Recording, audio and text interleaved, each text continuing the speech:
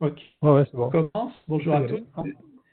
Et donc, je vous propose donc une deuxième partie de. Enfin, l'exposé de la semaine dernière était basé vraiment sur le Big Bang le plus classique, hein. C'est pour ça que je lui avais donné ce titre. On a essentiellement balayé trois questions qui ont fondé ce modèle du Big Bang, c'est-à-dire d'abord la découverte de l'expansion de l'univers. Donc ça, c'est quelque chose qui s'est fait au début du XXe siècle, dans les années 30.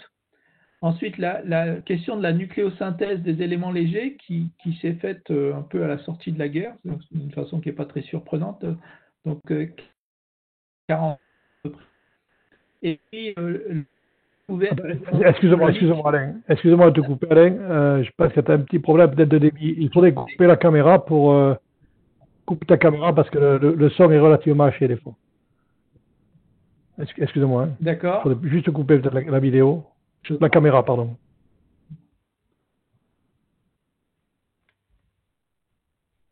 Alors, Euh, dans la barre flottante en haut, dans la barre flottante en haut, là, le deuxième bouton. Le deuxième bouton portant de gauche. ouais, mais, hop, Voilà. voilà. Non, mais ça va. Voilà, très bien. Parfait. Excusez-moi. Hein. J'espère que le son est meilleur. Ouais, ouais, c'est mieux. Ah, excusez-moi. Hein. Non, je t'en prie. C'est le plus important, la qualité de l'audition, c'est le plus important, je crois. Ouais, ouais. Donc, je disais, le fond cosmologique qui est découvert en 1964, qui est quelque chose qui est prédit par le modèle du Big Bang, hein, qui a donc vraiment le schéma scientifique, hein. C'est-à-dire le schéma scientifique, c'est non seulement d'expliquer ce qu'on connaît, mais surtout d'être capable de prévoir des choses nouvelles et que ces choses nouvelles, évidemment, s'observent a posteriori.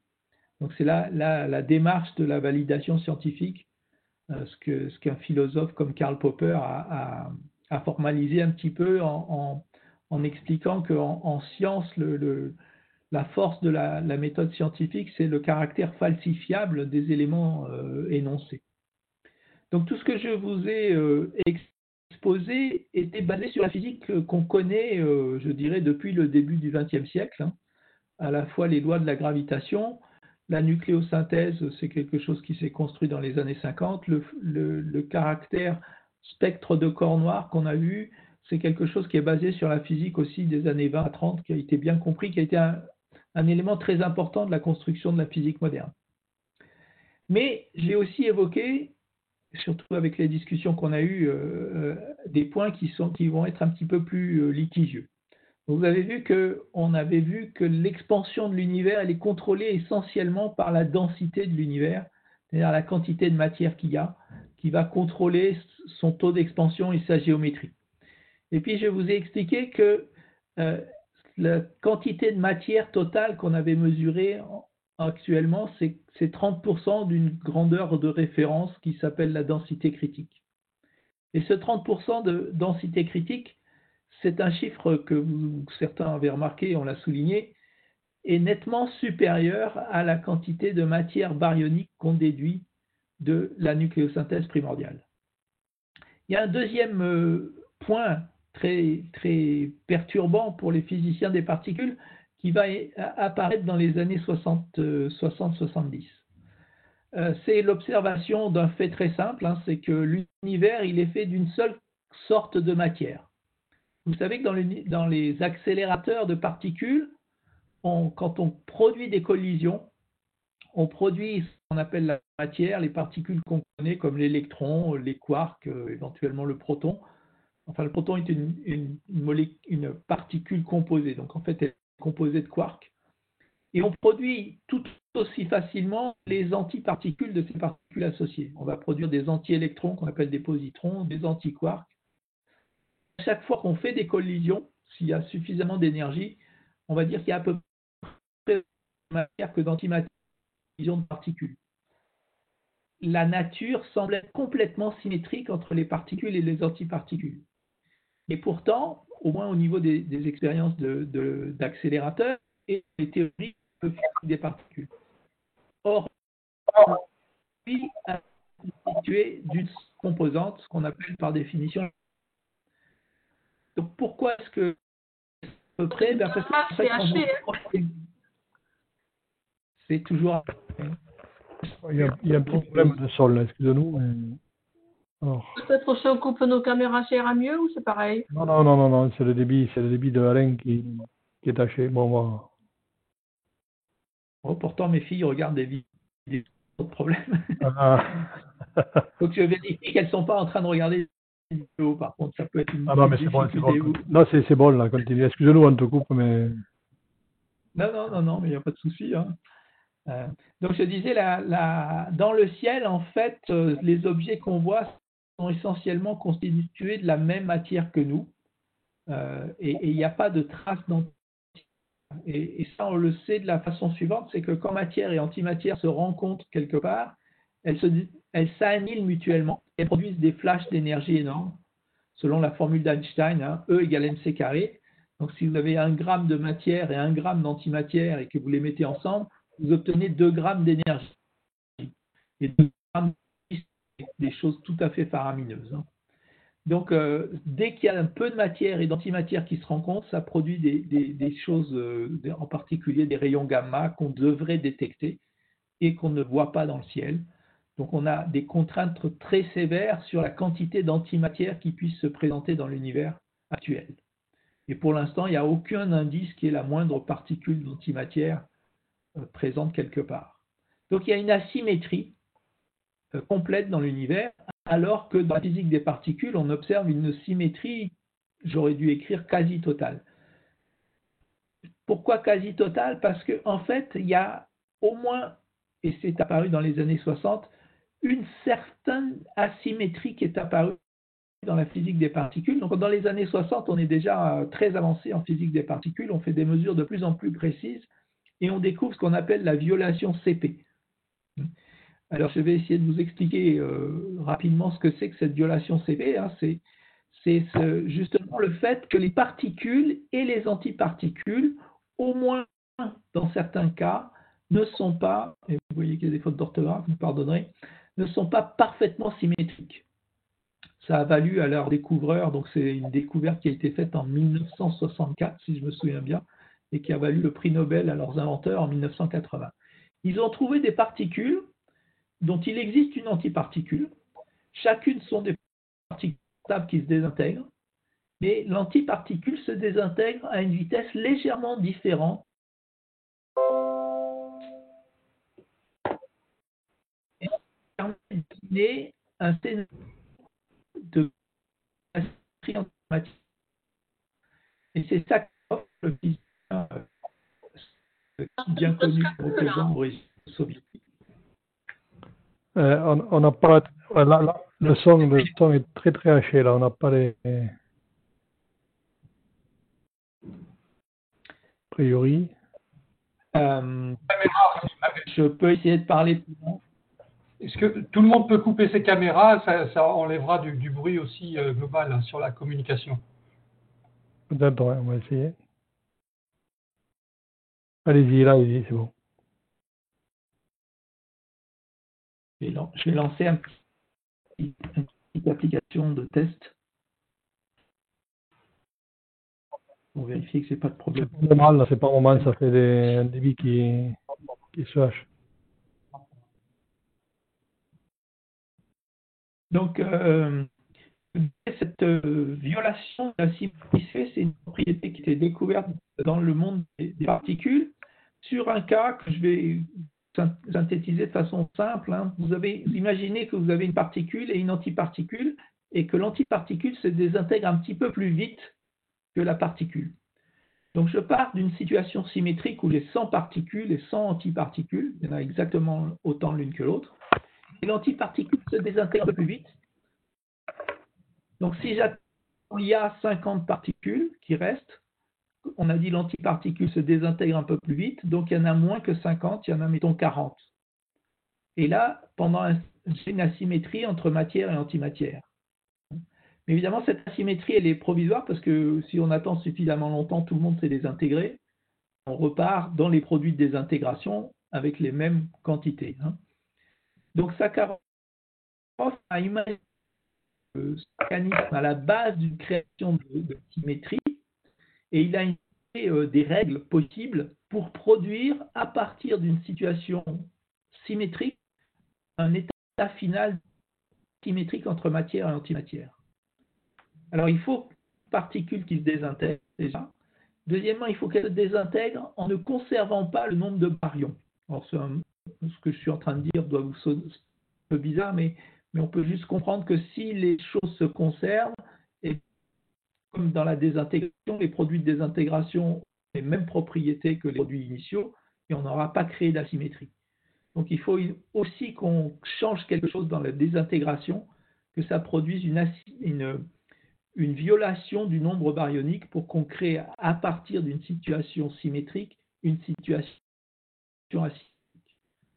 Et donc, Sakharov a mis ces trois règles, une possibilité et matière-antimatière. Ça garde d'ailleurs le nom du mécanisme de Sakharov avec trois règles qu'il faut pour que ça marche, entre guillemets. Si on regarde maintenant toute la physique des particules qu'on connaît, donc au LHC, on connaît toutes les particules jusqu'à des énergies de l'ordre de 10 TeV. Donc ça ne vous dit rien, mais enfin vous savez très bien que les énergies que le LHC arrive à produire sont des énergies phénoménales. On a toute la physique expérimentale entre ces énergies, les énergies communes comme la nôtre, qui sont de l'ordre on va dire, de 1 électron-volt, alors que les TeV, là, dont on parle, c'est 10 puissance 12, donc 1000 milliards d'électron-volts. Et bien, dans toute cette zone de la physique, il n'y a aucune particule qui possède la propriété qu'il faudrait pour expliquer la symétrie matière-antimatière. Donc, si on pense que Sakharov a la bonne explication, eh bien, comme aurait dit la palisse, c'est que l'explication se trouve ailleurs que dans la physique qu'on a mesurée en laboratoire ou au LHC. Et donc, vous voyez que là, on est tout à fait poussé à dire, ce mécanisme, il a l'air de marcher sur papier. Simplement, les particules qui produisent cette asymétrie, on ne les a pas encore trouvées en laboratoire. Et donc, elles doivent être en dehors des énergies auxquelles on a accès actuellement. On appelle ça de la nouvelle physique. C'est exactement aussi la même chose pour la matière noire. Je vous ai dit, donc, la matière noire, ça représente à peu près 30% de la densité critique. Quand j'ai expliqué la nucléosynthèse primordiale, j'ai expliqué qu'on fabriquait des atomes, que ces atomes représentent à peu près 5% de la densité critique. Et là encore, la liste nous aurait dit, il y a 25% de la matière qui n'est pas des atomes.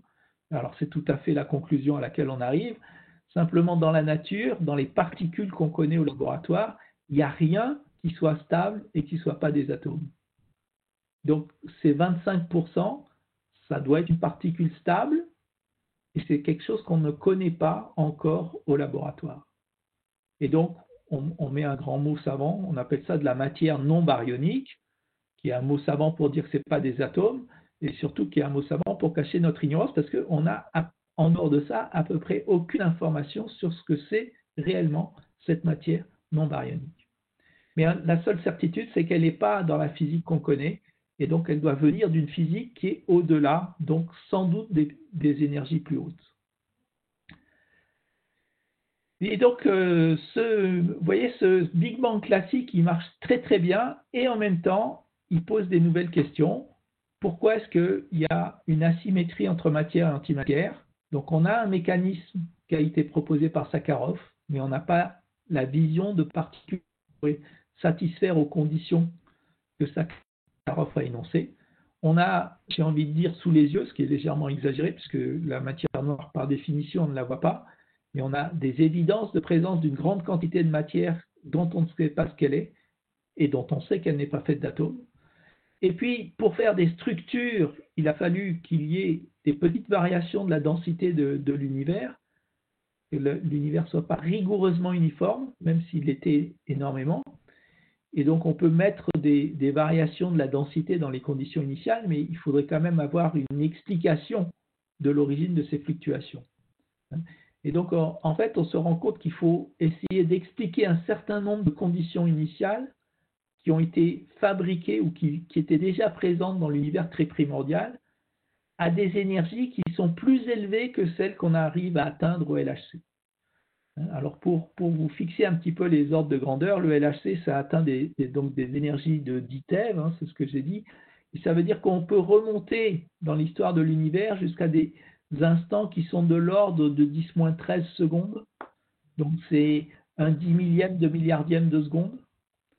Donc on est très modeste en physique, on pense qu'on comprend à peu près tout ce qui se passe entre le premier 10 millième de milliardième de seconde et aujourd'hui dans l'univers. Et ces questions qui sont là sont des questions dont la solution doit se placer dans l'univers avant. Et évidemment, la difficulté, c'est que cette physique-là, on ne la connaît pas. Alors la matière noire, on la cherche. Je vous ai dit, ce ne sont pas des particules qu'on connaît au laboratoire. Alors j'ai un peu vendu la mèche. Le LHC a été conçu et construit à partir des années 80-90. Les physiciens des particules étaient extrêmement enthousiastes sur cette perspective parce qu'ils avaient vraiment la conviction qu'on allait détecter ces particules de matière noire. Il y avait des théories en particulier comme la supersymétrie qui annonçaient des nouvelles particules aux échelles du GeV. Alors c'était pas du TeV, pardon. C'était pas nécessairement exactement les particules de matière noire, mais au moins ça permettait d'identifier de nouvelles familles de particules. Et c'est un instrument, donc vous savez que c'est un anneau d'une trentaine de kilomètres de diamètre. Vous avez ici un détecteur, donc les faisceaux de protons et d'antiprotons passent dans cette partie-là, collisionnent au centre, produisent des germes de particules, dont vous avez un schéma ici, et qu'on détecte avec cet appareillage. Et vous avez ici la taille des personnages qui vous donne une idée de la taille des détecteurs. Alors, ce LHC a fonctionné parfaitement, il a donné des résultats qu'on attendait en particulier avec la découverte du Higgs, mais qui est une partie standard qui n'a pas de relation avec la matière noire. Et par contre, depuis qu'on la cherche, on n'a pas trouvé de signe de nouvelle espèce de particules dans laquelle on pourrait caler la matière noire. On recherche aussi cette matière noire de façon directe, puisque finalement, s'il y en a dans toute la galaxie, il y en a y compris dans la pièce où vous vous trouvez actuellement. Et donc ces particules de matière noire doivent être en train de traverser en permanence l'espace où on est, y compris nous. Donc si on met un détecteur qui est capable de détecter ces particules, eh bien on peut essayer de les voir passer. Alors évidemment, ce détecteur que vous voyez là, si on l'allume là, il va avoir plein de signaux parce que les gens eux-mêmes sont porteurs d'éléments un peu radioactifs. Donc évidemment, quand on fait des expériences comme ça, on évacue le lieu, les êtres humains quittent la salle et on branche les appareillages après. Et ensuite, vous savez qu'il y a des rayons cosmiques qui tombent sur l'atmosphère. Ces cosmiques vont germer de particules qui arrivent jusqu'à. Et donc ce détecteur, dans une pièce normale, va détecter plein d'éléments dont la plupart seront des rayons cosmiques. Donc pour s'isoler des rayons cosmiques, il faut se mettre au cœur de montagnes, ce qu'on fait avec les anciens tunnels de la SNCF désaffectés. D'ailleurs, il y a sous les Pyrénées, au Canfranc, il y a un laboratoire comme ça espagnol auquel les Français participent, où on installe ce type de détecteur. Alors, vous voyez la taille de ce détecteur. Ça, c'est un détecteur qui s'appelle Edelweiss, qui a été construit il y a une vingtaine d'années. Et donc, l'objectif, c'est d'obtenir des masses de détection de plus en plus grandes. Donc, voilà le type d'instrument maintenant qu'on fait tourner, des systèmes qui sont avec de l'ordre de quelque chose qui peut être sensible à une particule de matière noire. Et donc, évidemment, c'est des expériences très coûteuses, très longues, et qui, à nouveau, n'ont pas donné de résultats positifs. Donc, la façon d'écrire les résultats sont ces graphes un petit peu barbares. Vous avez la masse de la particule en abscisse ici. Donc, un GeV, c'est à peu près la masse d'un proton. Donc, 10 GeV, ce serait la masse de 10 protons, 100 protons, 1000 protons. Donc, 1000 GeV, c'est aussi les gammes d'énergie auxquelles le LHC peut aller. Et vous voyez qu'on met des limites supérieures sur la capacité à détecter ces particules nouvelles. Et chaque expérience, plus elle va vers le bas, plus elle progresse. Et donc, vous voyez que malheureusement, depuis une vingtaine d'années que les expériences existent, eh bien, on met des limites de plus en plus sévères, mais pas d'événements détectés. Et cet exercice risque de rencontrer une limite parce que dans l'atmosphère terrestre, les rayons cosmiques produisent aussi des neutrinos. Et alors les neutrinos sont des particules qui ont toutes les caractéristiques de la matière noire, et donc elles vont percuter ces détecteurs de matière noire, et on ne saura pas faire la différence entre un neutrino atmosphérique ici et neutrino du Soleil ici. Et donc les expériences actuelles sont encore assez loin, mais vous voyez que si on progresse encore 10 ans, eh bien on va taper dans ce qu'on appelle le plafond de ces neutrinos atmosphériques, et là on n'aura plus la possibilité de détection directe. Enfin, on n'y est pas encore, hein, mais vous voyez qu'il y a des progrès, des expériences qui sont prévues pour aller dans des régions assez proches de ces limites seuil. Bien, je reviens sur l'observation du fond cosmologique. Hein. J'avais montré ce fameux spectre du cosmologique en insistant sur le fait que c'est un corps noir parfait, comme on l'attend. Mais en fait, c'est d'abord de la lumière. Hein. Donc la première chose que l'on fait habituellement avec la lumière, c'est qu'on fait une image. Avant de faire la spectroscopie, qui est déjà une étape plus élaborée. En fait, ce que c'est la spectroscopie, et les astronomes qui ont découvert le fond cosmologique, Penzias et Wilson, ont tout de suite cherché à voir si ce fond présentait des détails, si on pouvait faire une image du Bang. Cette lumière était donc dans les années 65, Penzias et Wilson. Il faut attendre 1990 pour avoir des observations où enfin on va détecter quelque chose. Donc ça a été très long, une quinzaine d'années, avec beaucoup d'expériences qui ont été faites pour observer ce fond cosmologique. Et là, alors puisque c'est, encore une fois, c'est de la lumière, hein, donc on peut en faire une image. Donc voici l'image du ciel à la longueur d'onde du fond cosmologique, hein, à peu près 2 mètres. Et évidemment, vous voyez que c'est parfaitement uniforme, c'est une vraie image du ciel faite par Kobe, mais qui est en même temps un peu humoristique. C'est pour montrer que le ciel à la longueur d'onde de 2 mm est vraiment très homogène. Et ce fond, cette lumière, a diffusé pour la dernière fois quand l'univers avait à peu près 370 000 ans. Donc ce que vous voyez ici, c'est l'univers tel qu'il était à l'âge de 370 000 ans. Donc évidemment, sur cette image, on voit une première chose, c'est qu'il est parfaitement uniforme. Et cette observation a troublé un physicien avant 90, parce que si donc je regarde dans cette direction, donc là on va dire, vous imaginez une direction devant vous, la lumière qui vient d'ici, elle a mis l'âge de l'univers à venir jusqu'à vous, donc elle a mis 14 milliards d'années à venir jusqu'à votre œil. Et si on prend un point qui est à 180 degrés, donc ici par exemple, eh bien donc ça c'est une lumière qui vient de derrière vous, donc cette lumière a aussi mis 14 milliards d'années à venir. Donc ce point que je vois dans le ciel, si j'étais naïf, je dirais qu'ils sont au moins à 30 milliards d'années-lumière l'un de l'autre. Alors en fait c'est un tout petit peu plus compliqué que ça, parce qu'il y a des petits calculs de relativité générale qui s'insèrent là-dedans, mais peu importe. La distance c'est de l'ordre de 80 milliards d'années-lumière. Et donc, même si l'univers a gonflé depuis cette époque d'un facteur 1000, ça fait encore 80 millions d'années-lumière qui séparent ces deux points que je vois dans le ciel, alors que l'univers n'a que 370 000 ans. Donc, ce qu'a remarqué Alan Guss, c'est qu'il y a quelque chose d'incompréhensible. Comment se fait-il que la température que je vois ici et ici est rigoureusement la même, alors que personne n'a pu dire à cet endroit, de cet endroit, on a pu dire la température aux gens de cet endroit. Ça vous paraît peut-être un petit peu bizarre, mais c'est très troublant pour les gens qui font de la relativité générale ou de la relativité tout court, qu'on ait deux points qui ont exactement les mêmes caractéristiques alors qu'ils n'ont pas pu échanger d'informations, parce que je vous rappelle 80 millions d'années-lumière au minimum, alors que l'univers n'a que 370 000 ans.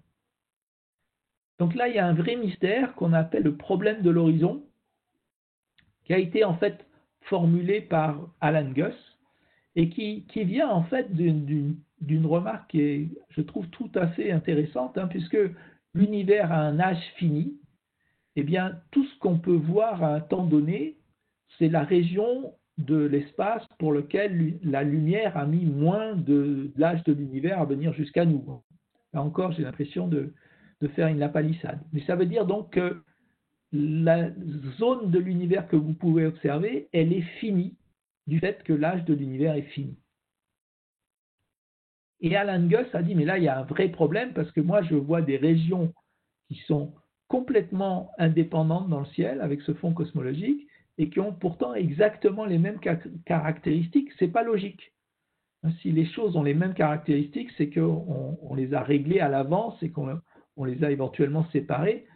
Si vous avez deux montres qui sont synchronisées, c'est que quelqu'un les a pris et les a mis à la même heure.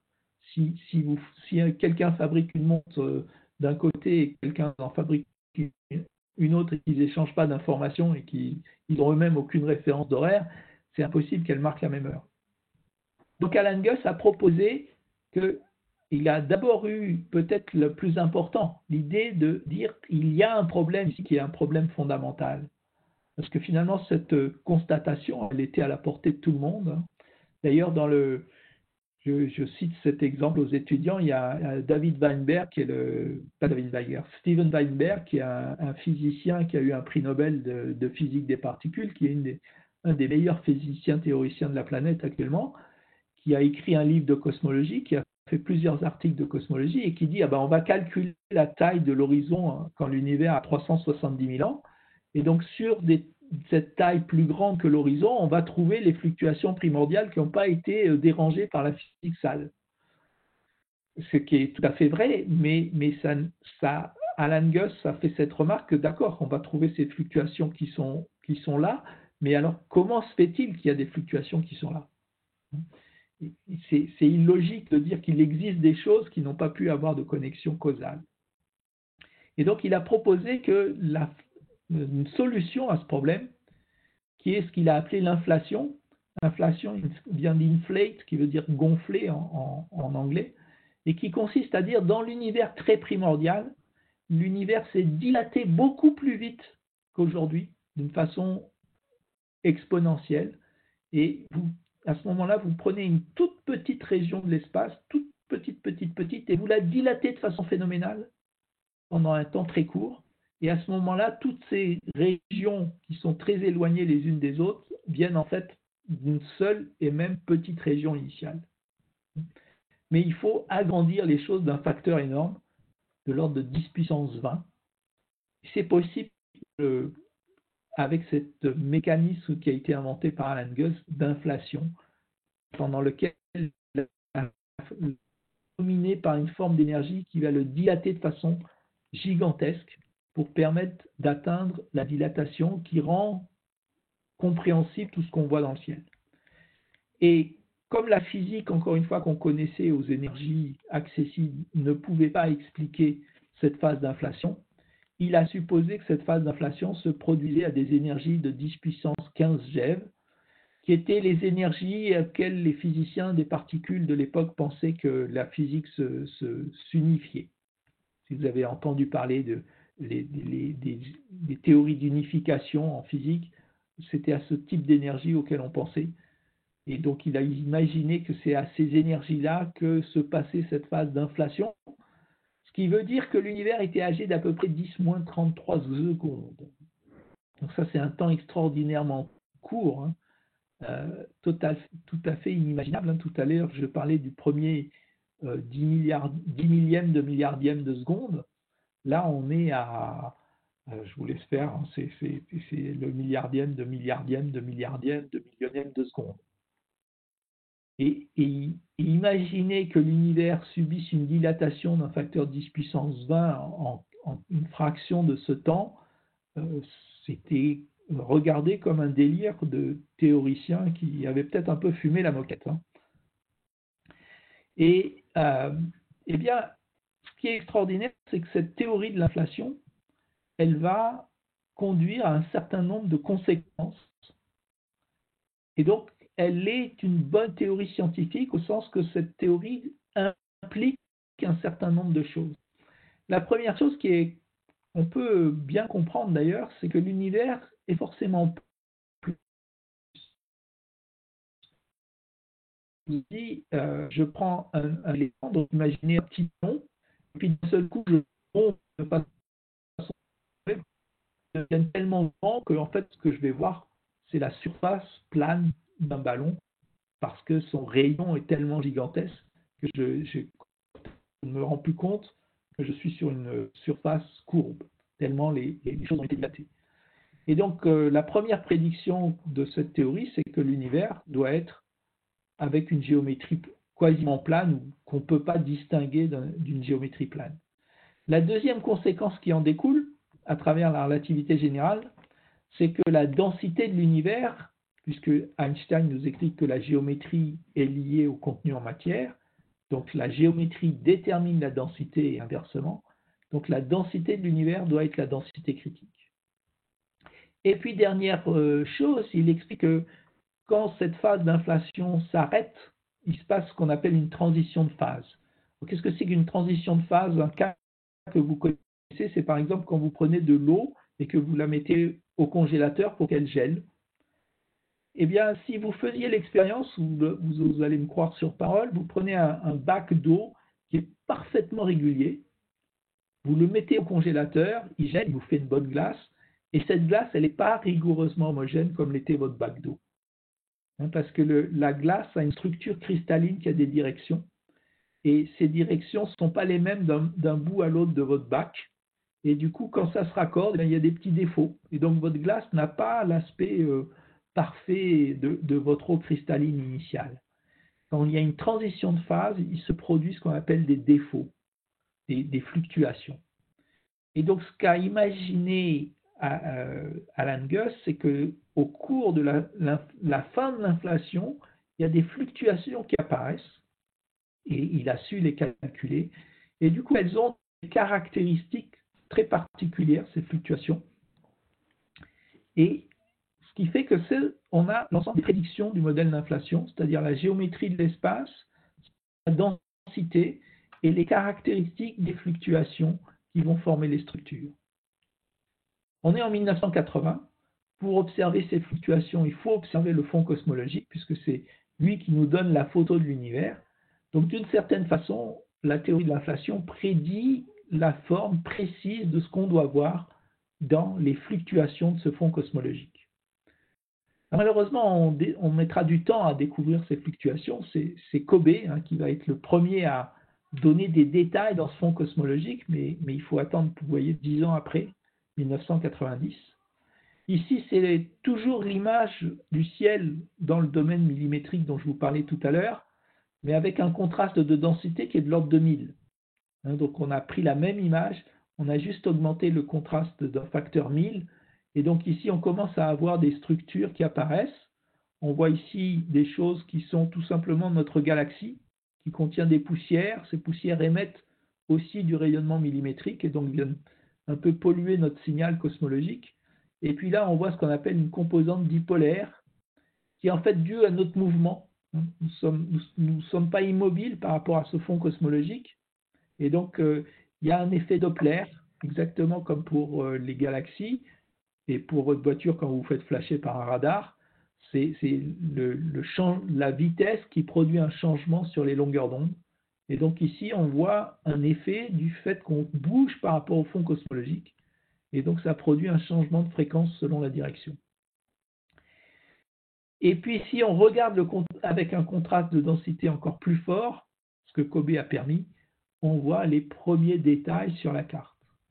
Donc ici, les petites taches rouges et bleues sont des variations de la température que Kobe a pu détecter, en plus de la galaxie.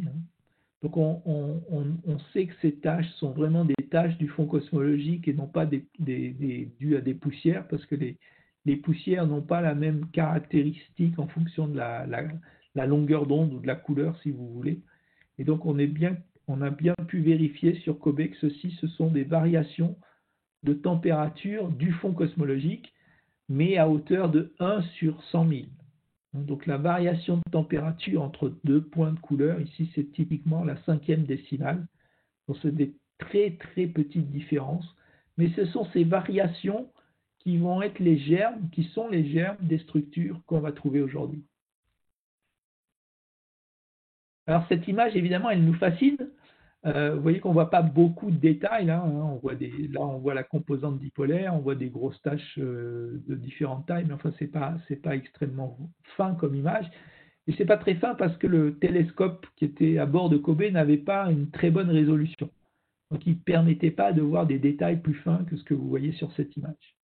Et donc, évidemment, Américains et Européens se sont lancés dans la construction de satellites nouveaux pour essayer d'avoir une image beaucoup plus précise de ce fond cosmologique. Et donc, il y a eu d'abord un satellite américain qui s'appelait WMAP, et puis il y a eu un satellite européen qui a été lancé en 2009, qui a travaillé pendant 4 ans, et ensuite les données ont été analysées en long, en large et en travers. Hein. Les dernières publications des observations de Planck viennent d'être publiées. Donc, vous voyez, il y a eu 7 ans d'analyse complète pour finaliser la totalité des observations.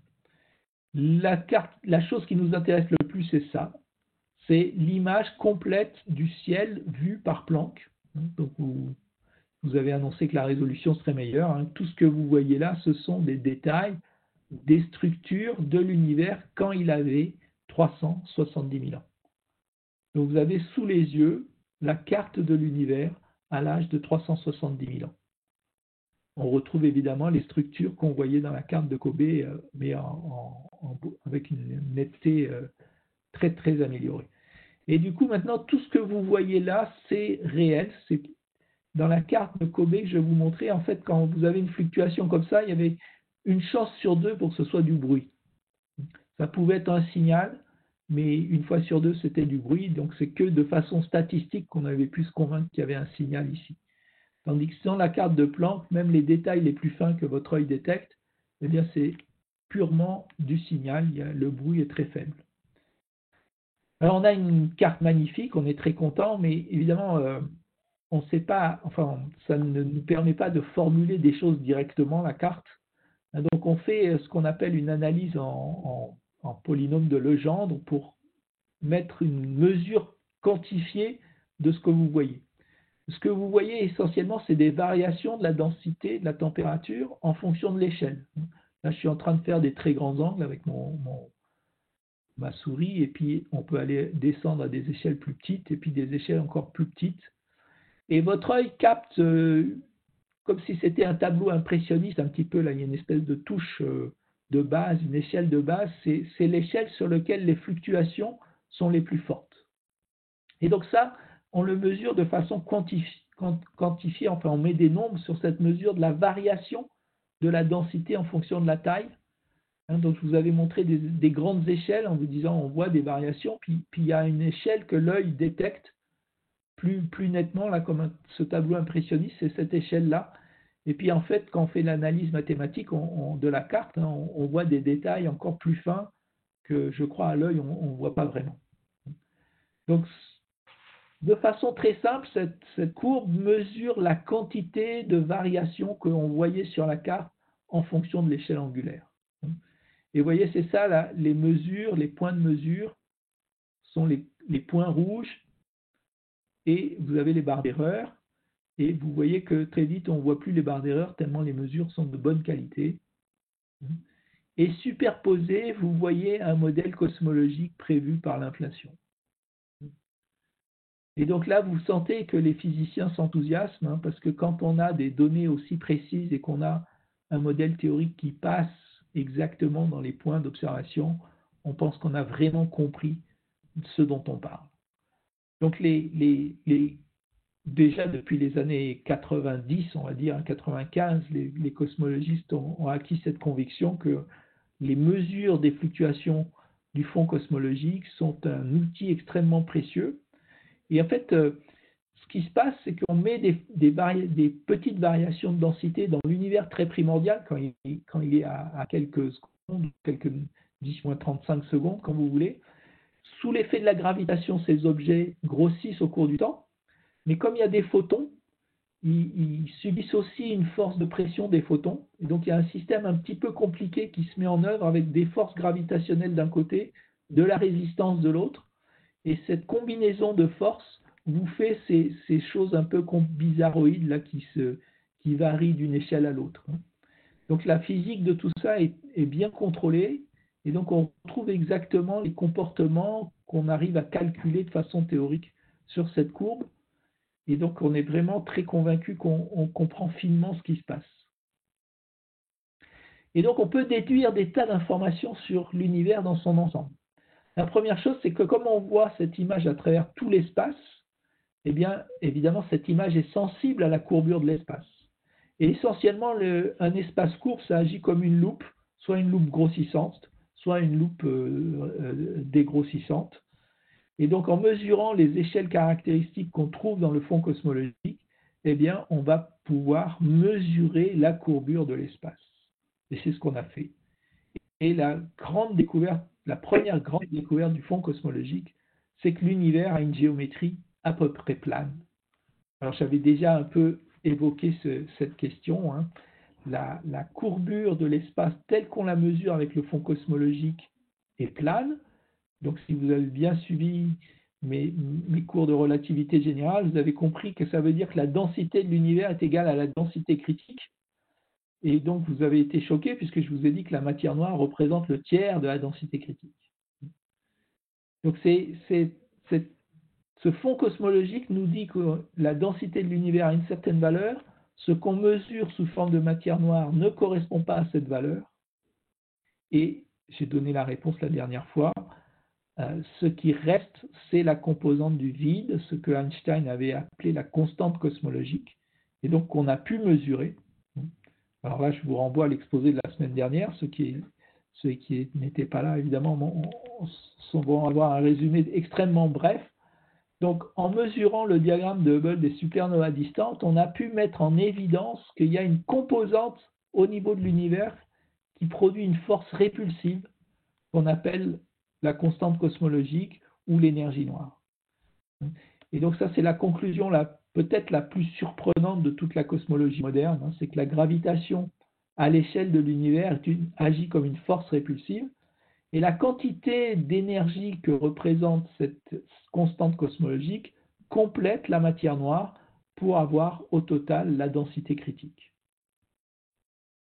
Et en fait, dans cette courbe verte que je vous ai montrée là, théorique, il y a tous les paramètres cosmologiques qui rentrent dans son calcul. Si vous en changez un seul à la fois, vous allez changer cette courbe et du coup, vous n'aurez plus de bon accord. Donc, on a des contraintes très très bonnes sur les paramètres cosmologiques. Et en particulier, pour obtenir ce très bon accord, on est obligé de mettre 2/3 d'énergie noire pour reproduire ces observations. Donc, on inclut évidemment dans ces modèles la matière noire et l'énergie noire, en plus des baryons, les atomes comme vous et moi. Et donc, cette structure qu'on voit dans le fond cosmologique ici, cette structure, c'est l'embryon de la matière aujourd'hui. Et donc, dès le départ, il y a une information qui est codée dans le fond cosmologique ici, mais aussi dans la distribution de la matière noire qui suit à peu près les mêmes caractéristiques. Et donc, en observant la distribution de la matière aujourd'hui, à grande échelle, on doit retrouver la même information que celle qu'on a dans le fond cosmologique. Ça, c'était une des observations de catalogues, de très gros catalogues qui ont été fabriqués dans les années 90 à 2000 pour cartographier la distribution des galaxies à très grande échelle. Chaque point ici est une galaxie. L'observateur est au centre et on mesure la position, grâce au redshift, des galaxies. Et vous voyez de la structure qui apparaît aux grandes échelles. Donc là, on parle de milliards d'années-lumière, donc on est vraiment sur des très grandes échelles. Alors, de la même façon qu'on a analysé les cartes du fond cosmologique avec des grandeurs qui portent des noms barbares, la courbe que je vous ai montrée, c'est la fonction de corrélation angulaire du fond cosmologique, ou quelque chose comme ça. Et bien, de la même façon, on peut mesurer ce qu'on appelle des fonctions de corrélation de ces galaxies, qui est juste une façon de calculer la variation, le niveau de fluctuation qu'il y a en fonction de l'échelle. Vous voyez, il y a beaucoup de structures à petite échelle, donc la fonction de corrélation aux petites échelles sera très grande. Au contraire, aux grandes échelles, aux très grandes échelles, on tend vers l'homogénéité, la fonction de corrélation sera très petite. Donc on mesure cette fonction de corrélation dans les galaxies, et en 2005, on a obtenu la première mesure aux grandes échelles de cette fonction de corrélation, qui est ici. Donc ce sont à nouveau les points avec les barres d'erreur et qui mesurent cet objet qui est la fonction de corrélation, qui est une caractéristique des fluctuations dans la distribution des galaxies. Et vous voyez, il y a une petite bosse ici. Alors là, en intensité, elle n'est pas très grande, mais les modèles qui n'ont pas de bosse donneraient un niveau de corrélation qui serait 3 ou 4 fois plus bas, donc qui passerait quelque part ici. Et donc les modèles théoriques prévoient non seulement la forme de la fonction de corrélation, mais aussi la présence de la petite bosse, ici, qu'on appelle l'échelle baryonique acoustique, pour des raisons techniques. Et la détection de cette échelle-là correspond très exactement à cette échelle qu'on a détectée dans le fond cosmologique.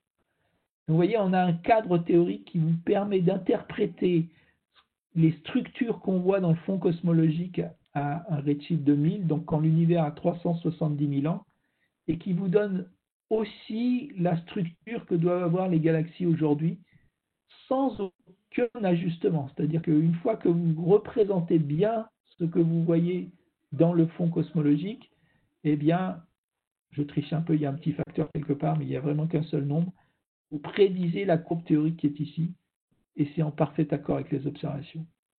Donc ça donne une très très grande confiance dans l'ensemble du modèle, et cet ensemble de modèles, eh bien, il contient la matière noire, les baryons et l'énergie noire. Et donc la mise en évidence de l'accélération de l'expansion, comme je l'ai dit, c'est vraiment la découverte la plus bouleversante de la cosmologie moderne. Ça a valu le prix Nobel à leur découvreur à travers le diagramme des supernovas. Mais je pense que honnêtement, cette observation des supernovas, elle était en soi insuffisante pour convaincre la communauté scientifique. C'est vraiment parce qu'on a les trois données, les supernovas, la distribution des galaxies, le fond cosmologique, toutes les trois veulent absolument qu'il y ait de l'énergie noire à la même hauteur dans les trois cas. On a vraiment trois arguments totalement indépendants qui nous disent qu'il doit y avoir cette composante d'énergie noire, et donc ça mérite très largement un prix Nobel. Alors, je l'ai déjà dit, mais je le répète, cette énergie noire, ça pose un problème d'interprétation. On ne sait pas du tout ce que ça veut dire en réalité. Alors, la réponse la plus simple, c'est de dire, écoutez, relisez Einstein, puisque Einstein, en 1917, a révisé sa théorie pour rajouter un terme, et ce terme, il l'a appelé constante cosmologique, et c'est exactement quelque chose comme ça qu'on mesure aujourd'hui. Donc, cette solution-là, elle est simple, mais en même temps, elle est insatisfaisante parce qu'on rajoute juste un terme et on ne sait pas d'où il vient. Donc, il y a une solution alternative qui consiste à penser que cette constante cosmologique, en réalité, ça correspond à l'énergie que représente le vide, qui peut être gravitationnel. Ou alors, on va chercher des explications plus compliquées, avec des nouveaux ingrédients, puisqu'on rajoute de la matière noire, on peut bien rajouter des nouveaux ingrédients, et c'est ce qui se fait. On rajoute des nouvelles espèces, la quintessence, les caméléons. Ou alors, on est encore plus audacieux, et on va dire, la relativité générale, finalement, est-ce qu'elle est juste? Est-ce qu'on pourrait avoir des nouvelles théories qui modifient cette théorie de la gravitation aux grandes échelles? Et là, c'est tout un secteur qui est très actif actuellement. On peut avoir aussi des solutions très curieuses. On rajoute des dimensions supplémentaires et du coup, on modifie les lois de la gravité. Enfin, il y a toute une zoologie de modèles très, très, très pointus techniquement qui produisent éventuellement cette accélération aux grandes échelles. Alors, l'intérêt aussi du satellite Planck, c'est d'avoir fourni, donc je l'ai déjà dit, des mesures extrêmement précises.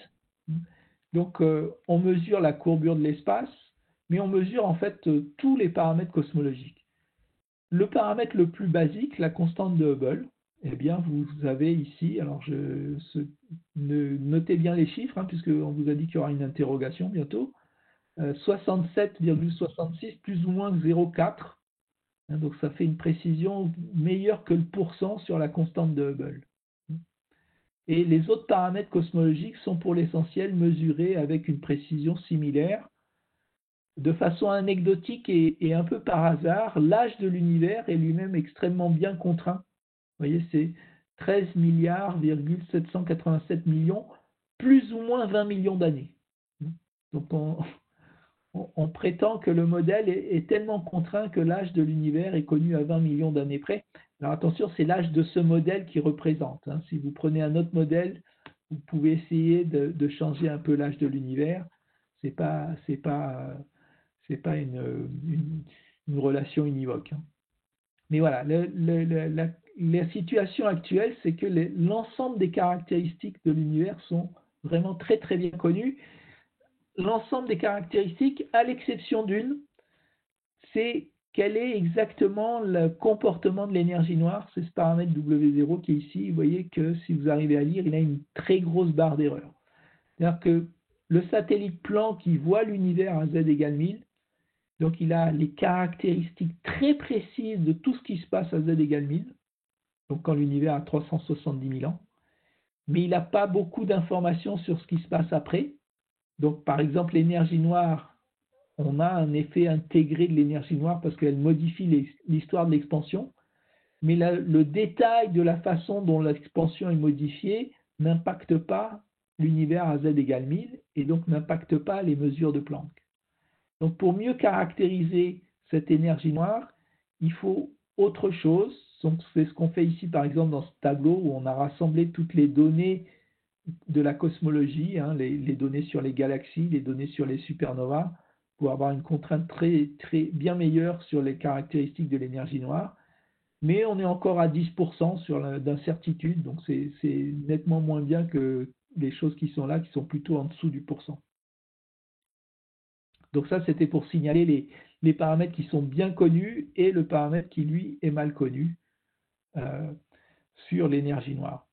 Deux autres paramètres aussi ça c'est pour ceux qui suivent l'actualité de façon très proche, la constante de Hubble mesurée sur les sondes locales, c'est-à-dire qu'on va chercher des supernovas proches à petit redshift, on va pouvoir calibrer leur distance avec des distances de céphéides et comme ça mesurer la constante de Hubble locale, c'est-à-dire qu'on fait à peu près le même travail que ce que faisait Hubble en 1930. Les gens trouvent des valeurs qui sont plutôt autour de 73-74. En particulier, Adam Riess, qui est prix Nobel, annonce 73 plus ou moins 1,5. Donc à quelque chose comme 4,5 sigma, donc un désaccord avec la valeur centrale de Planck. Et donc ça, c'est un sujet d'actualité. De même, l'amplitude des fluctuations n'est pas tout à fait en accord avec ce que certaines personnes déduisent des observations locales. Et donc, il y a actuellement une recherche assez importante pour essayer de comprendre si ces désaccords sont juste des problèmes de systématique qui sont mal interprétés ou si ça nous dit vraiment qu'il y a une physique un petit peu plus compliquée que celle la plus simple qu'on a mis dans le modèle ici. Ce modèle qui s'appelle le lambda cold dark matter, lambda pour la constante cosmologique, cold dark matter pour la matière noire. Donc ça, c'est un transparent que j'ai déjà montré. Je le répéterai jamais assez, l'énergie noire, c'est vraiment la problématique qui nous hante, j'ai envie de dire aujourd'hui, parce que c'est vraiment un ingrédient très nouveau, très surprenant, aux propriétés qu'on ne comprend pas et dont on ne sait même pas si c'est la théorie de la gravité qu'il faut revoir ou si c'est un nouvel ingrédient qui constitue l'univers lui-même. Donc c'est ce qui justifie le fait qu'il y ait de très gros efforts pour mesurer le fond cosmologique local, la distribution des galaxies locales qui nous donnera les caractéristiques de l'expansion aujourd'hui et donc les caractéristiques de l'énergie noire. Et puis, on veut quand même aller observer ce fond cosmologique encore plus en détail. Alors, la carte que je vous ai montrée, on ne peut pas faire mieux. Il y a une seule carte du fond cosmologique sur le ciel et c'est terminé, ce sujet-là. Par contre, on peut aller mesurer la polarisation de cette lumière. Et dans cette polarisation de la lumière, il y a plusieurs composantes, dont une est sensible à ce qu'on appelle les modes B de polarisation, qui sont eux-mêmes produits par des ondes gravitationnelles qui viennent de l'inflation. Donc les expériences de prochaine génération d'observation du fond cosmologique vous entendrez ça pendant des années, ça vise à détecter les modes B de la polarisation du fond cosmologique parce que c'est des signatures des ondes gravitationnelles qui seraient produites dans l'inflation. Si on les détecte, on a vraiment une signature parfaite de l'inflation. Si on ne les détecte pas, ça ne prouve pas grand-chose parce que le niveau de ces modes n'est pas prévu par la théorie. Donc si on les détecte, c'est une preuve, enfin, c'est un très bon indice en faveur de l'inflation.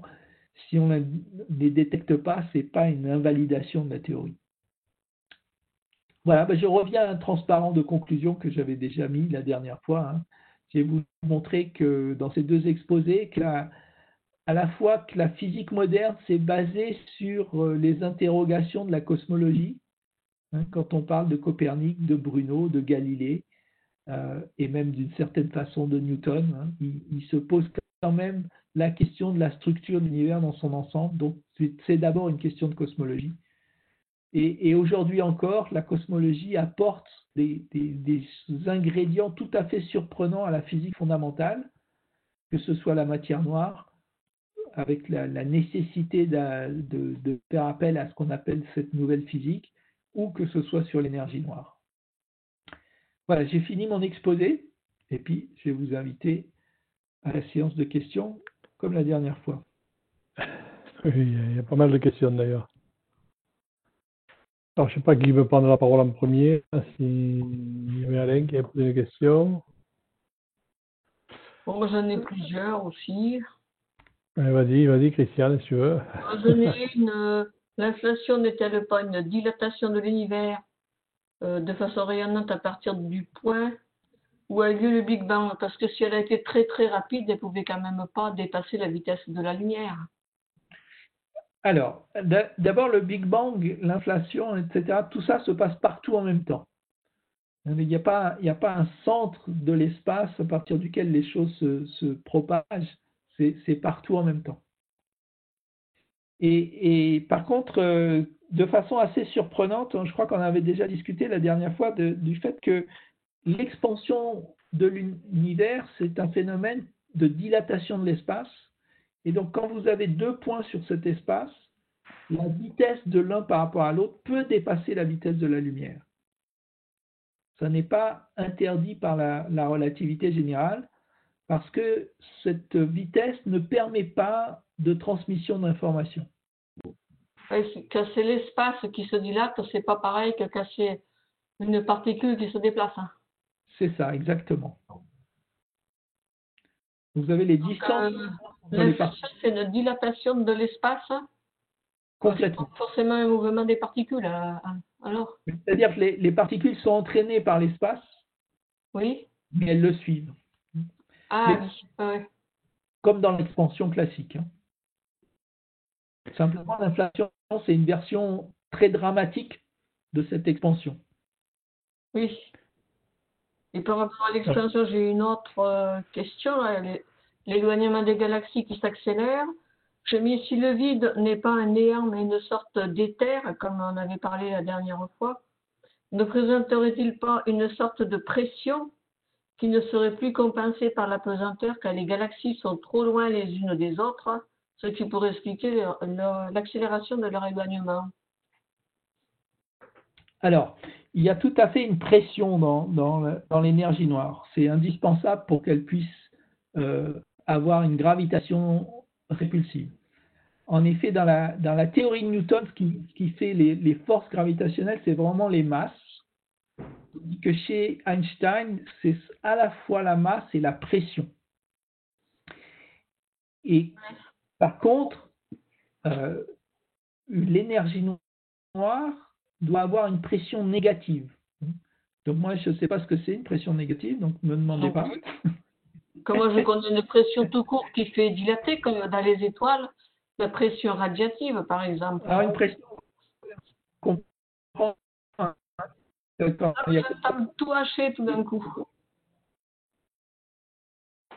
Oui, c'est quand il y a de l'air, vous mettez la main dans l'eau, moi c'est pareil, ça hache un peu. J'entends que la moitié, je comprends. Je peux à nouveau... Quand je coupe ma caméra, Oui. Vous m'entendez mieux comme ça? voilà. Allô? Je n'entends plus rien, ça y est. Allô? Il y a toujours quelqu'un? Oui. Oui, oui, mais Moi, je... c'est bon, Annelle, là, c'est bon. Oui. Oui, donc la pression négative, je ne comprends pas. Pour moi, c'est la pesanteur. Alain qu'on entend. Moi non. Non, c'est le contraire. Mais c'est parce que dans la relativité générale, la pression est une source de gravitation. Et donc, si la pression est négative, on peut faire de la gravitation répulsive. C'est comme ça que ça marche.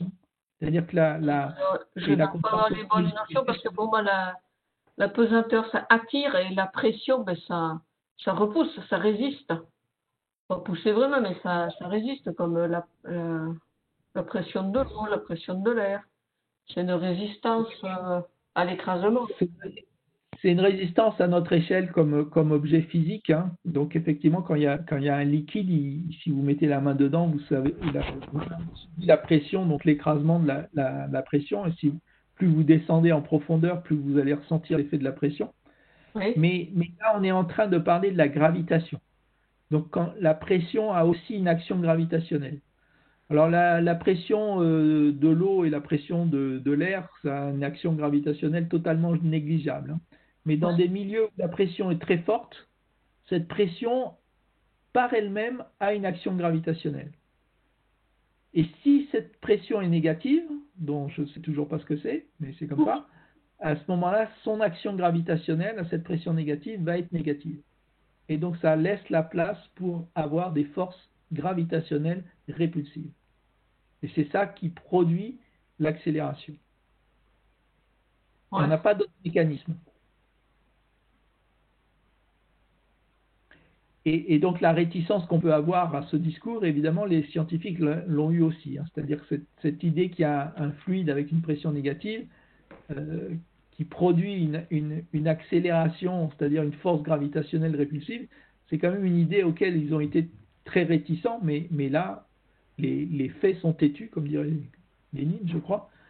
Et on a sous les yeux les évidences que l'expansion est accélérée actuellement. Donc il y a de toute façon une force à l'échelle de l'univers qui est une force répulsive. Donc les galaxies vont s'éloigner les unes des autres, l'univers va tout refroidir, quand les étoiles seront toutes mortes. Ouais, ce sera pas ça sera très tristonné, mais on sera sans doute plus là. Hein. Oui, ça n'est pas encore. Hein. Il y a une question de Michel Mathieu là. Et tu m'entends, Jacques, là? Ouais, tu as le micro ouvert. Alors, je voudrais déjà remercier Alain parce que c'est super ces conférences. Plus fort, pas plus fort. Ouais. Merci. Oui, répétez. C'est que on parle toujours de matière noire, mais ne pourrait-on pas se passer de cette matière noire? Il y a des théories qui s'en passent. Il y a une théorie qui s'en passe. L'Israélien, il dit qu'on peut se passer de la matière noire. Alors oui, la façon alors pourquoi est-ce qu'on conclut qu'il y a de la matière noire? Ce que j'ai exposé la fois précédente, hein, c'est qu'on applique les lois de Newton, comme V carré égale Gm sur R, hein, quelque chose qu'on apprend en terminale ou en première année d'université. On l'applique à une galaxie qui est un objet qui fait 100 000 années-lumière.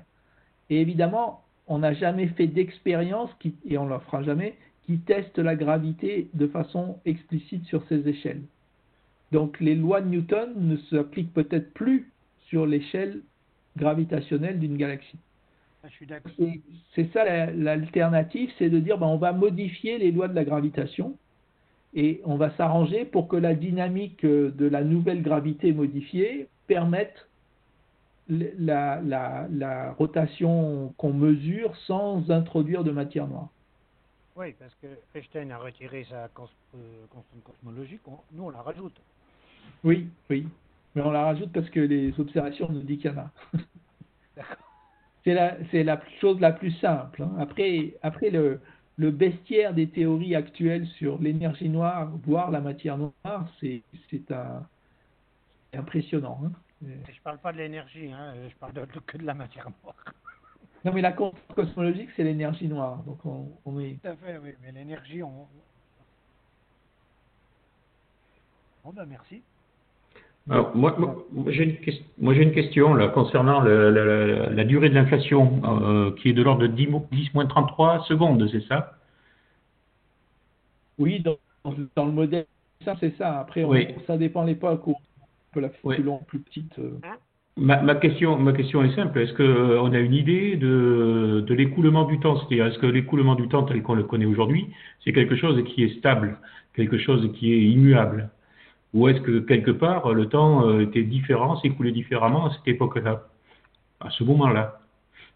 Alors, je ne sais pas ce que ça veut dire en fait que le temps s'écoulerait à une vitesse différente.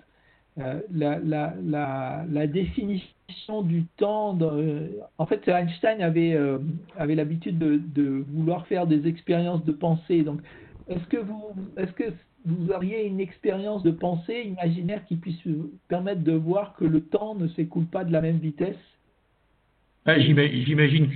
Imaginons un individu qui se trouverait présent à ce moment-là et qui voit s'écouler le temps comme nous, on le voit s'écouler, sauf que quelque part, les proportions du temps qui s'écoule pour lui seraient infiniment plus petites, enfin plus faibles, que celles du temps qui s'écoule pour nous.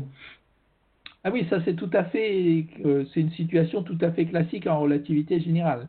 Mais le temps, chez Einstein, le temps c'est exactement ce que marque la montre. Point. Donc vous savez qu'en relativité générale, par exemple, si on a nos montres qui sont parfaitement synchronisées, vous allez vous promener au voisinage d'un trou noir et vous revenez, eh bien nos montres ne marquent plus la même heure. Mm-hmm. Donc le temps s'écoule d'une certaine façon, d'une façon différente au voisinage du trou noir et chez nous. Mais il s'écoule aussi différemment si vous commencez à voyager avec une vitesse qui n'est pas très loin de la vitesse de la lumière. Donc l'écoulement du temps, c'est je ne sais pas si on peut le formaliser. Par contre, les expériences de pensée telles qu'on vient les faire sont très claires. On a effectivement dans la relativité restreinte déjà un temps qui n'est pas le même pour tout le monde. D'accord. Observateur, mais qui est toujours, le temps, c'est toujours ce que marque la montre pour tout le monde. D'accord, donc c'est 10 puissance moins 33 secondes qui nous paraissent un temps extrêmement bref, n'est pas forcément quelque chose de très bref pour quelqu'un qui se serait trouvé présent au moment de l'événement. Ben, le 10-33 secondes à ma montre et le 10-33 secondes à une montre de quelqu'un qui serait à 10-33 secondes, c'est les mêmes 10-33 secondes. La montre marchera, enfin, sauf qu'il n'y a pas de montre à 10-33 secondes, mais on va passer sur les détails sordides. Si j'ai une montre aujourd'hui qui sait mesurer 10-33 secondes, aujourd'hui, eh bien, elle mesurera 10-33 secondes au temps de l'inflation. D'accord, il y a un truc que je pige pas bien là, quand même. Mais c'est vrai que l'expérience ne va pas me conforter rapidement. Bon, je garde ça sous le coude. Je vais y réfléchir. Il y avait une question d'Alain là, tout à fait au début, qui n'a pas compris pourquoi vous dites que l'univers a 370 000 ans, alors qu'habituellement, on dit qu'il a 14,5 milliards d'années. Alors, l'âge de l'univers, je l'ai mis dans la table là. 370 000 ans, c'est le temps cosmologique. C'est ça, voilà. Donc, l'âge actuel, il est donné dans la table, là, et sur la table, je lis, je crois, 13,87. Donc, l'âge actuel, c'est bien à peu près 14 milliards d'années en chiffre rond. Par contre, la lumière du fond cosmologique, elle vient d'une zone de l'espace qui est dans le passé, donc, et elle vient d'une époque à laquelle l'univers avait 370 000 ans. Ah, d'accord. Mais elle était toujours là. Hein. 370 ou 380? Oh là, là je vais demander la langue au chat. Mais la réponse précise existe maintenant. Hein. D'accord. Donc, quand vous regardez le Soleil, vous voyez des photons, bien sûr, et qui vous montrent la surface du Soleil. Alors qu'est-ce qui se passe? En fait, votre photon, il est créé au cœur du Soleil. Et puis, il subit plein de collisions. Au cours de ces collisions, petit à petit, il remonte vers le haut. au fur et à mesure qu'il remonte vers le haut, la densité des électrons est plus faible et donc les collisions sont de plus en plus rares. Et quand il arrive à la surface, il vient vers vous. Ça veut dire qu'il a subi sa dernière collision. Donc quand vous regardez la surface d'une étoile, vous voyez la surface où les photons ont diffusé pour la dernière fois. Ce qui est d'ailleurs en fait le cas de toutes les situations. Si vous êtes chez vous et que vous regardez le mur, ce mur vous envoie des photons, mais les photons ne sont pas fabriqués par le mur, ils viennent de la lampe qui éclaire le mur. Donc les photons viennent de la lampe, vont sur le mur, sont diffusés par le mur, et ceux qui arrivent dans votre œil vous permettent de voir le mur.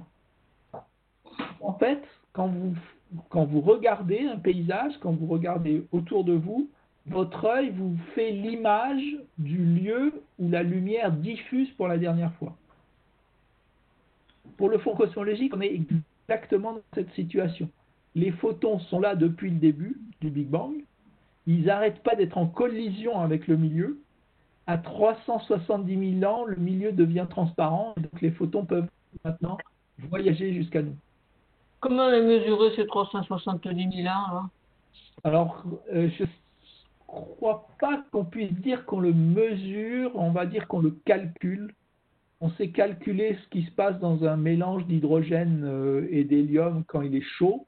Et donc, on sait à quelle température les électrons quittent l'hélium. Ça, c'est à 3-4 000 degrés. Donc, c'est de la physique tout à fait standard et tout à fait simple. Et on sait donc que c'est de la physique de laboratoire. Et on sait que c'est quand la densité des électrons vaut tant, quand la température du milieu est de 3000 degrés à peu près, qu'il va devenir transparent. Pourquoi on dit qu'il n'était pas transparent l'univers au début là? Eh bien parce qu'au début, le milieu était très dense et très chaud, comme au cœur d'une étoile. Vous voyez, donc, vos photons... c'est comme une grosse étoile alors, quand elle a explosé.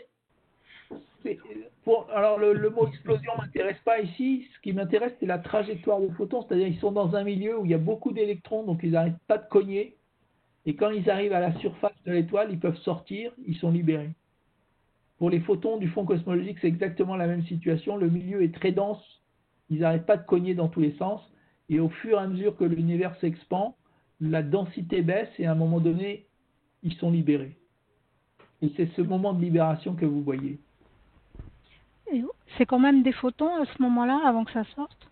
Ah oui, c'est des photons, j'allais dire comme vous et moi, pas vraiment, mais comme ceux du Soleil, il n'y a aucune différence. Simplement, ils sortent à 3000 degrés, hein, donc si on était juste à cette époque-là, on verrait le ciel à 3000 degrés. Heureusement pour nous, les effets d'expansion vont faire qu'ils vont refroidir jusqu'à une température de 3 degrés Kelvin. Et on les détecte aujourd'hui à cette température. Oui, moi, j'ai une autre question là. Supposons qu'une personne, au même instant que celui qu'on vit en ce moment, se trouve à plusieurs milliards d'années-lumière de nous.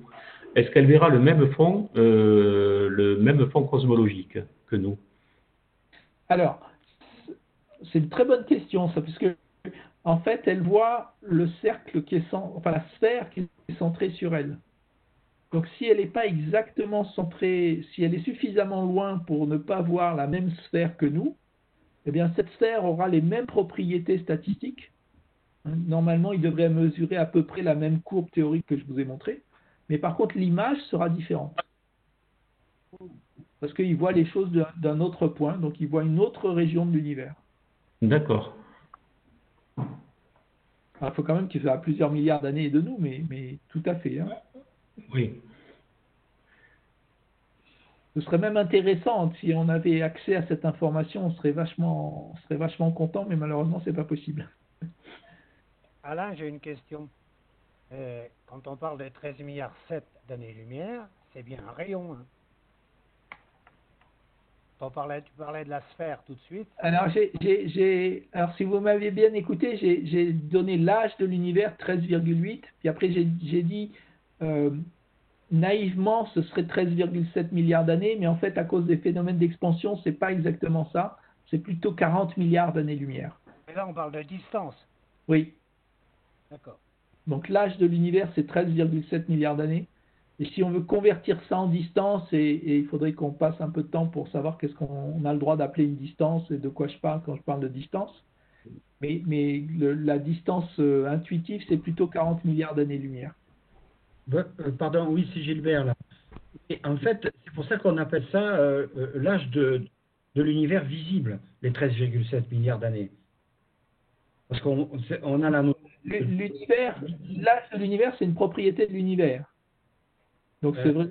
13,7 milliards d'années, on peut le voir. La preuve, c'est qu'on a parcouru tout ça, on voit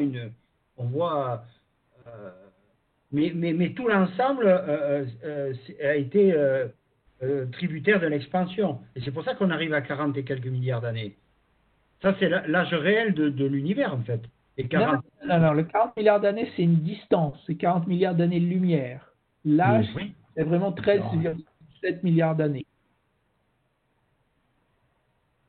Mais comment les a mesurés ces 40 milliards d'années-lumière? on ne les mesure pas, on le calcule. Donc, vous êtes obligé de me croire sur parole que je ne me suis pas trompé dans mes calculs. Ah non, C'est parce que l'espace il s'est dilaté plus vite que la lumière qu'on a une dimension qui est plus grande que oui, si vous l'univers. pouvez le penser comme ça, oui. Parce qu'en fait, cette matière, la matière a émis son signal il y a 13 milliards d'années. Donc, pendant ces 13 milliards d'années, elle s'est éloignée de nous. la vitesse de la lumière. On a une vitesse qui est la vitesse due à l'expansion, et donc ça se calcule, mais ça n'a pas de raison d'être particulièrement la vitesse de la lumière. Oui, tout à fait. Et donc cette matière qu'on voit, on la voit telle qu'elle était il y a 13 milliards d'années, mais aujourd'hui elle est plutôt à 40 milliards d'années-lumière de nous. Voilà, ouais. Ouais, c'est ça qu'on peut dire. Cette inflation de l'univers, elle est finie ou pas finie hein? À l'inflation, ça se produit quand l'univers est à 10-33 secondes, donc heureusement pour nous c'est fini, sinon on ne serait pas là pour en parler. Ah bon? Ça continue pas tout le temps, la dilatation de l'espace. Hein. L'expansion de l'univers. C'est l'expansion. L'inflation, c'est une phase particulière, très très primordiale quand l'univers est à 30 quelque chose. Oui, ça. Mais si on observe à 40 milliards d'années-lumière, qu'est-ce qu'il y a derrière ces 40 années après, à 42 ou à 43 années-lumière? Alors, un, on n'en sait rien, puisqu'on ne le voit pas, évidemment. Et deux, comme on pense que tout ce qu'on voit dans cette sphère est homogène, on suppose que après c'est homogène, donc c'est à peu près pareil. A priori. Hein. Tout ce qu'on voit dans notre sphère à nous, là, tout ce qui est observable, c'est à peu près homogène. Donc au-delà, dans la partie qu'on ne voit pas, on imagine que c'est aussi homogène, à peu près pareil. Mais on n'en a pas la preuve. Et on l'aura sans doute jamais vraiment. Ou alors une chaque d'univers, peut-être. Oui. Notre univers? Si on sort de l'univers, il y a quoi? Peut-être un autre univers? Oui. Jacques, tu veux aller en balade, toi? Ah oui. Déjà, si on arrive à sortir du système solaire, ce sera pas mal. Je vais voyager à bord d'un photon, comme ça je ne vieillirai pas. Je pourrai visiter tout l'univers. Une question, Alain. Est-ce qu'on connaît est-ce que la répartition de l'énergie noire est homogène? Ou est-ce qu'on connaît la densité de l'énergie noire? Alors oui, la densité de l'énergie noire, on la connaît bien, parce que je vous ai dit que c'est à peu près 2/3 de la densité critique. Donc on sait sa valeur. Et dans les tableaux là que je montrais, hein, il y a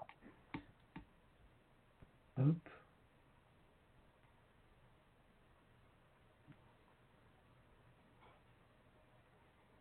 Ah. Allô? Vous voyez pas. Je n'entends plus rien. Non, il prend l'écran. Allez. Voilà, je fais le partage d'écran. Là, donc, dans ce tableau-là, vous avez la densité d'énergie noire qui est écrite ici. Vous voyez, alors c'est des unités des astronomes, mais elle est connue avec une précision qui est, on va dire, à peu près 2%. Mmh.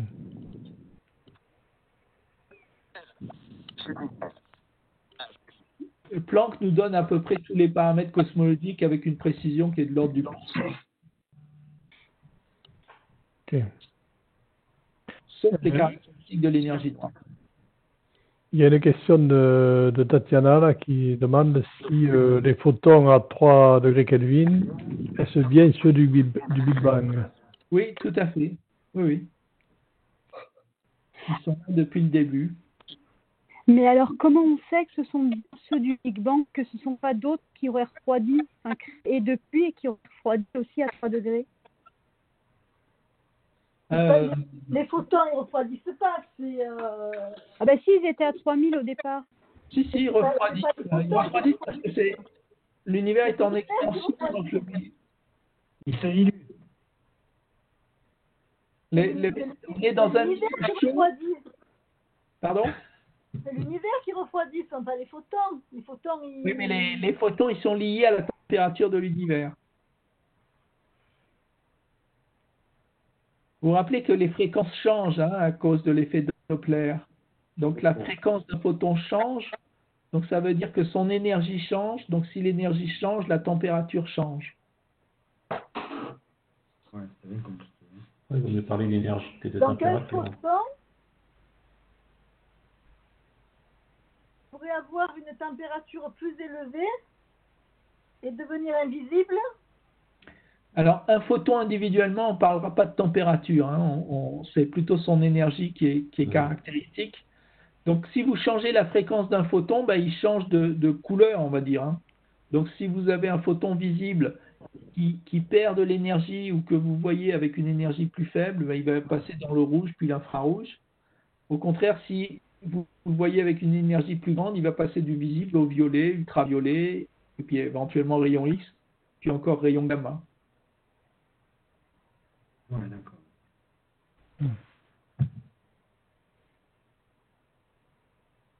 Et quand tout à l'heure on a dit que la matière, quand on avait une particule et une antiparticule qui se rencontraient, elles s'annihilaient, ça produisait des rayonnements gamma.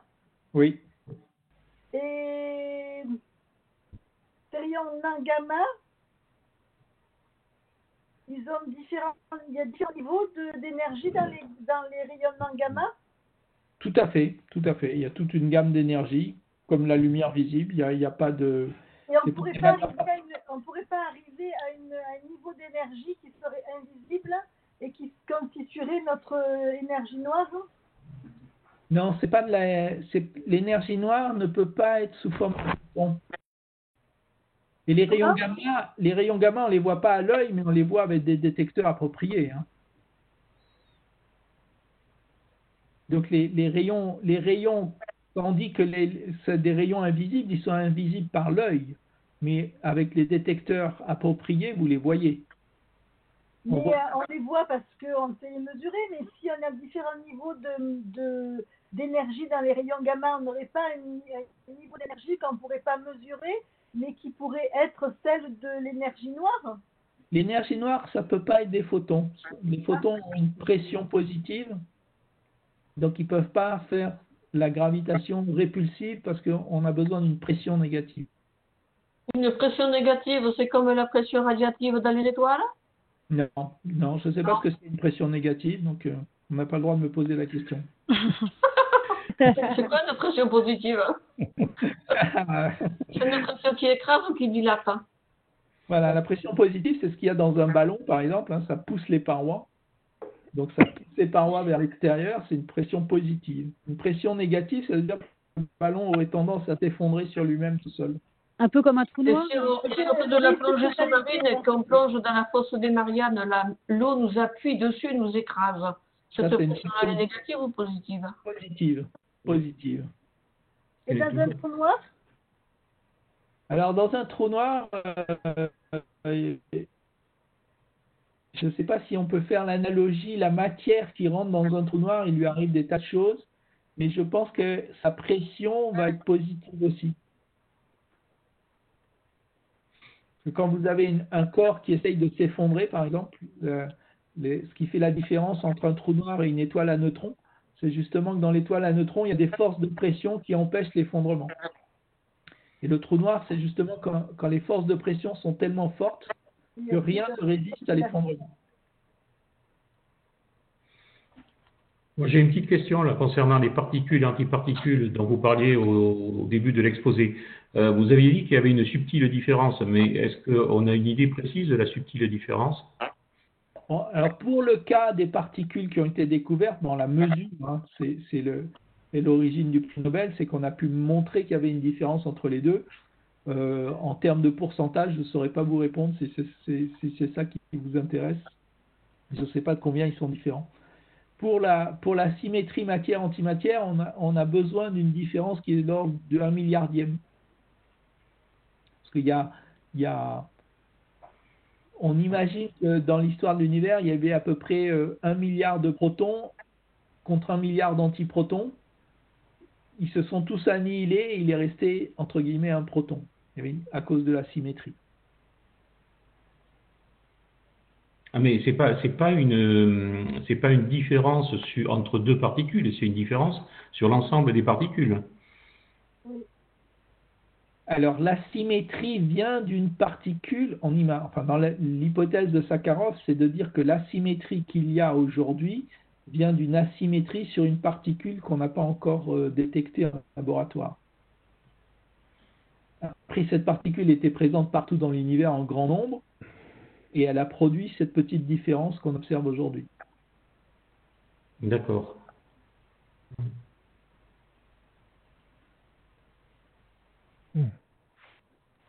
Moi, j'ai une question, si je reviens en arrière sur le topo de la semaine dernière, cette galaxie qui avait devant elle de la matière noire là, qui faisait l'antille gravitationnelle et qu'on avait pu la détecter devant la galaxie dans le sens de sa trajectoire et qui précédait la galaxie.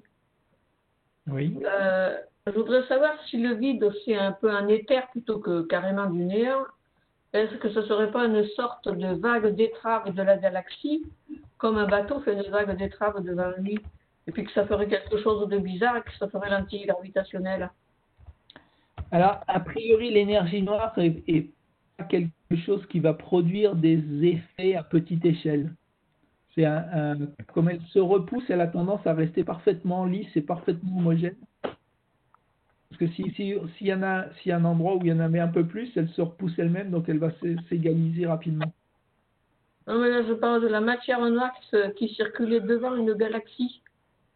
La matière noire, elle a des propriétés tout à fait normales, entre guillemets. Donc du coup, je ne sais plus quelle est votre question. C'était quand on avait une galaxie qui se déplaçait vite et devant la galaxie, dans son sens de déplacement, qui précédait la galaxie dans son déplacement, il y avait une lentille gravitationnelle faite de matière noire. Alors je me demandais si c'était pas ça plutôt une vague d'étrave de la galaxie dans le vide qui aurait déformé un peu l'espace et qui aurait donné cet effet-là. Je ne sais pas, c'est juste comme ça.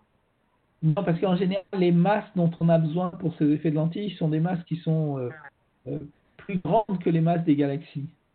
Donc, plus grandes que les masses des galaxies. Oui, les effets de lentilles qu'on voit sont soit dus à la matière noire dans la galaxie, ou soit des amas de galaxies. Et à ce moment-là, la quantité de matière noire est bien supérieure à la quantité de masse qu'il y a dans les galaxies. Donc, c'est dû à de la matière noire. La matière noire, c'est ce qui domine. Les galaxies elles-mêmes, c'est des petites taches infimes par rapport à l'ensemble.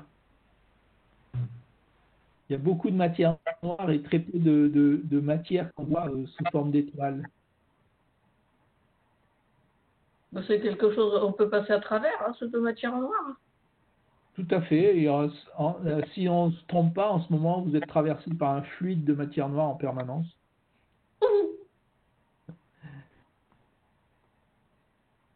Est-ce qu'elle est sensible au rayonnement électromagnétique? La matière noire? On ne sait pas. C'est-à-dire qu'il ne faut pas qu'elle soit trop sensible, sinon si elle est sensible au rayonnement électromagnétique, on la voit. Donc pour une bonne matière noire doit être peu interactive avec tout le reste pour pour qu'elle soit justement reste difficile à détecter de façon directe. C'est quelque chose qui n'agit que par sa gravitation et pas par les autres modes d'interaction. Interaction, donc, ouais. Ok. Donc le moins d'interaction avec les photons, le mieux c'est. Et j'avais également une autre question là, sur la matière noire dans une galaxie. Donc, ça provoque une déviation des trajectoires des photons par effet gravitationnel. Et ça a un effet gravitationnel également dans le mouvement des galaxies. Est-ce que ces deux effets, on arrive à trouver une cohérence pour arriver à déterminer la quantité de matière noire? Oui, tout à fait. C'est une très bonne remarque, c'est-à-dire que le mouvement, par exemple, si on prend un amas de galaxies, parce que je l'avais montré d'ailleurs dans l'exposé, si vous le revoyez, le premier indice de matière noire, il est venu des mouvements des galaxies par Zwicky, qui voyait qu'il y avait une vitesse tellement grande qu'il a conclu qu'il y avait beaucoup plus de matière noire que celle des galaxies. Et ensuite, on a vu des images de lentilles gravitationnelles dans lesquelles on voit la déviation des rayons lumineux et la quantité de matière noire qu'il faut pour expliquer les déviations de rayons lumineux, c'est à peu près la même que celle qu'il faut pour expliquer les vitesses des galaxies. Et on avait vu une troisième indice qui était la température du gaz X qui était dans les amas de galaxies, qui est très chaud, plusieurs dizaines de millions de degrés, voire 100 millions de degrés. Et à nouveau, pour expliquer cette température très élevée, il faut une masse présente qui est à peu près compatible avec les mouvements de galaxies et avec les effets de lentilles. Après, il y a des petites controverses entre spécialistes où il y en a un qui dit qu'il a plus de matière noire que l'autre parce qu'il a 20% de plus, mais on discute plutôt de la décimale que de l'ordre de grandeur.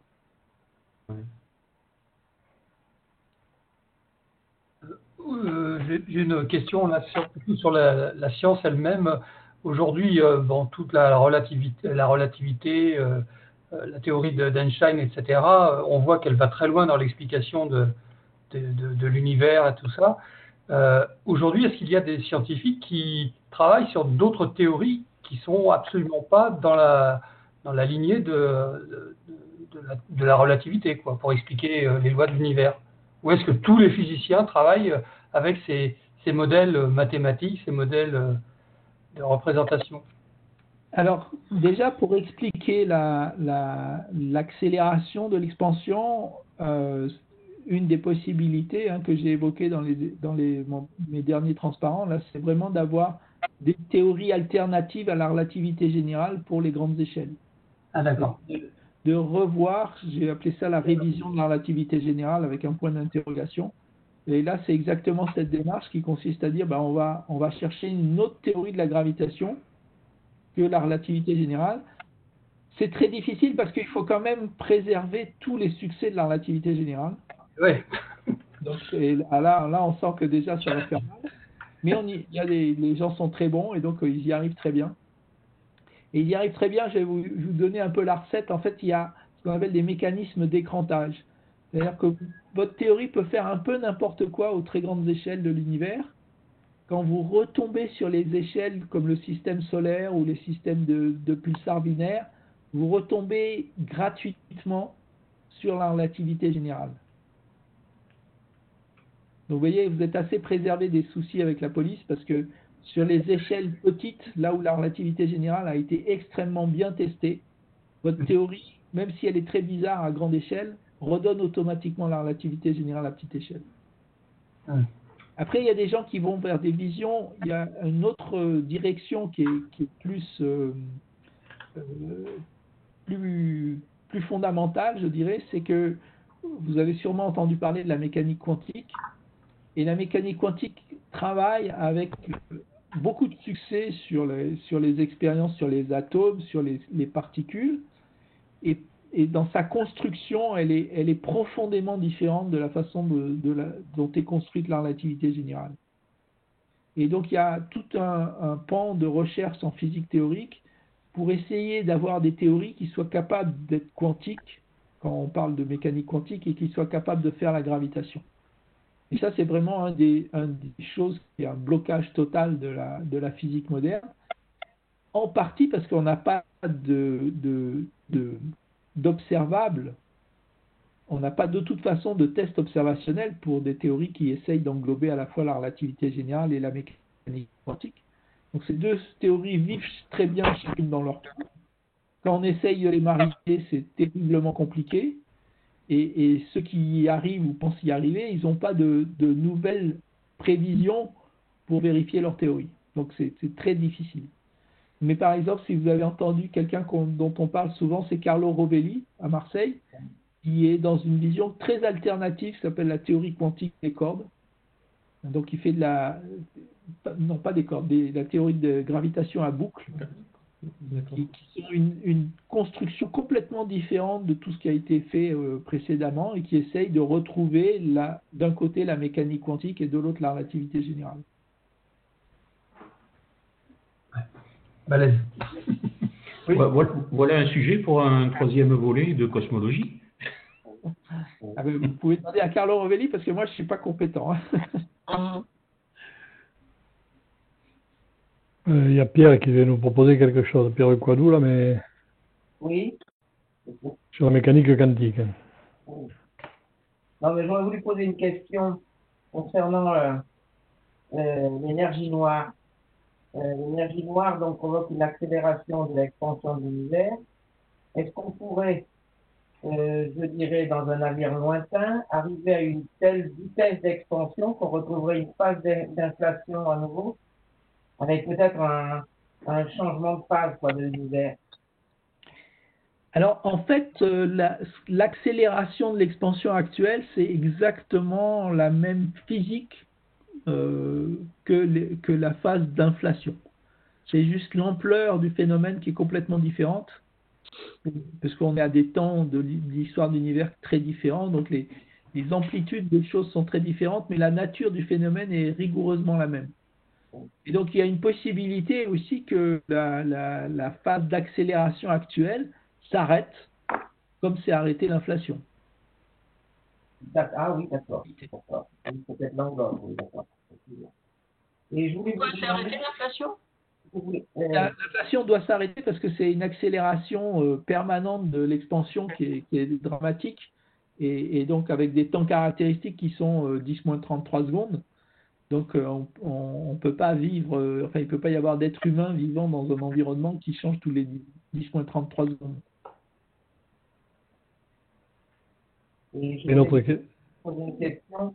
Vous avez parlé l'autre jour de ralentissement d'antiatomes, là. Je pense que ça doit être les expériences de Gebar à Edith, à haut terme. Est-ce qu'on a une idée du moment où on aura des résultats? Alors, vous parlez de la gravitation au CERN?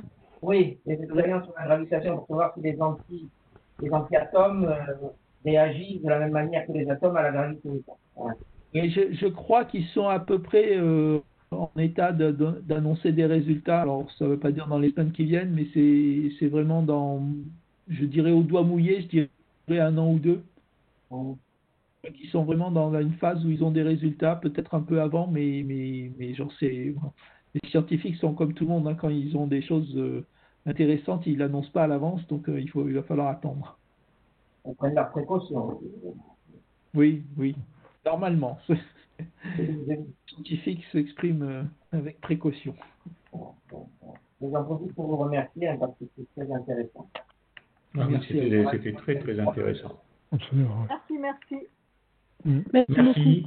Merci. Moi je m'en vais. Bonne soirée. Bonne soirée. J'ai passé d'autres questions. Pardon. Merci beaucoup, bonne soirée. Merci beaucoup et bonne excellente soirée à tous. Merci, bonne soirée. Je suis un petit peu assez perplexe parce que j'ai un peu de mal à tout comprendre. Et il y a un truc que j'ai du mal à imaginer, c'est sur l'échange d'informations. Qu'est-ce que c'est exactement l'échange d'informations et le fait qu'on a un âge qui est inférieur à une taille en années-lumière ou on dit que l'univers a un certain âge et puis la distance est beaucoup plus importante que l'âge. Oui. Et oui. l'histoire de l'échange d'informations, j'arrive pas à savoir comment ça nous enfin, qu'est-ce que ça nous apprend, qu'est-ce que c'est exactement. C'est-à-dire quand vous communiquez, vous utilisez un moyen de communication qui va passer par un envoi d'un signal lumineux, en général en radio par exemple. Et ça, c'est une loi universelle. C'est-à-dire que quand vous voulez changer quelque chose quelque part, il faut lui envoyer un signal. Et donc ce changement ne peut pas se faire avec un temps qui est inférieur à la distance divisée par la vitesse de la lumière. Et donc, dans l'univers, quand on voit des régions qui sont totalement à la même température, c'est comme si je vois deux horloges qui marquent exactement la même heure et qui sont synchrones. Je me dis, il y a quelqu'un qui les a réglées l'une sur l'autre. Et pour qu'on puisse les régler l'une sur l'autre, c'est qu'il faut qu'on ait pu aller de l'une à l'autre au minimum. Donc, quand je vois, moi, la température du fond cosmologique à droite et la température du fond cosmologique qui est exactement la même, je me dis, il y a quelque chose qui a réglé le fond cosmologique pour qu'ils aient exactement la même température. Sauf que la distance entre ces deux objets-là est plus grande que ce que prendrait la lumière pour aller de l'un à l'autre. Donc ça veut dire qu'ils ont une origine commune? Voilà. Donc il doit y avoir une origine commune, et l'inflation propose un mécanisme qui dit, en fait, au début de l'univers, il y a eu une dilatation gigantesque. Donc ces deux points étaient très voisins, et on les a séparés violemment, ce qui explique qu'aujourd'hui, je les vois si loin l'un de l'autre. Ça veut dire que la dilatation est homogène? La dilatation est homogène et extrêmement rapide. D'accord. Tout est dans la façon dont on fait la dilatation.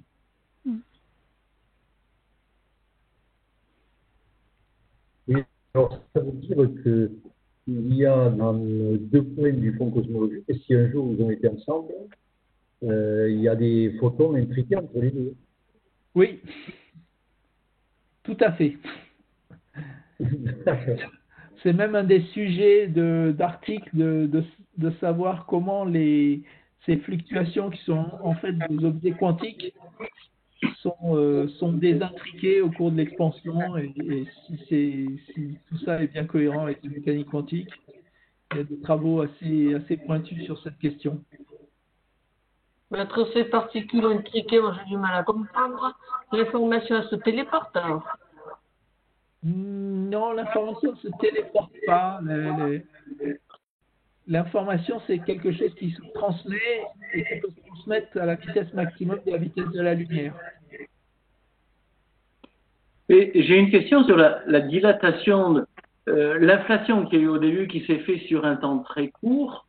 On ne parle pas d'énergie. Et pourquoi l'expansion de l'univers qui se fait sur un temps plus long, on parle d'énergie? En fait, dans l'inflation, on est aussi à des énergies très élevées, et c'est ces énergies très élevées qui motivent les temps très courts dont on parle. Mais est-ce que c'est l'équivalent d'une énergie noire également? Oui, parce qu'elle produit. Ce qu'on lui demande, c'est d'avoir une force accélératrice justement qui provoque cette expansion accélérée très rapide. D'accord.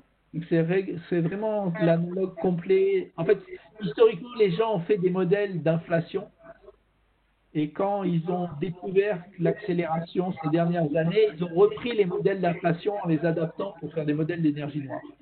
Ah oui, d'accord. D'accord.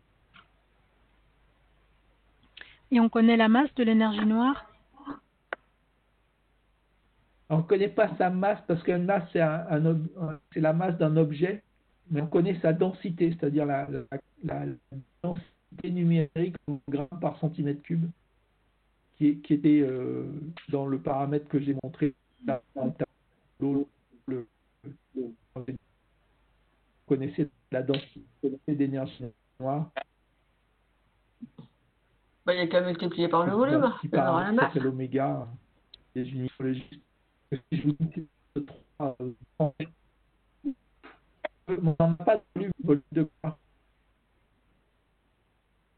On peut essayer de le faire par mais c'est l'univers, le volume de l'univers observable. Il n'y a pas l'univers de 80, mais vous avez dit 80 000 années-lumière.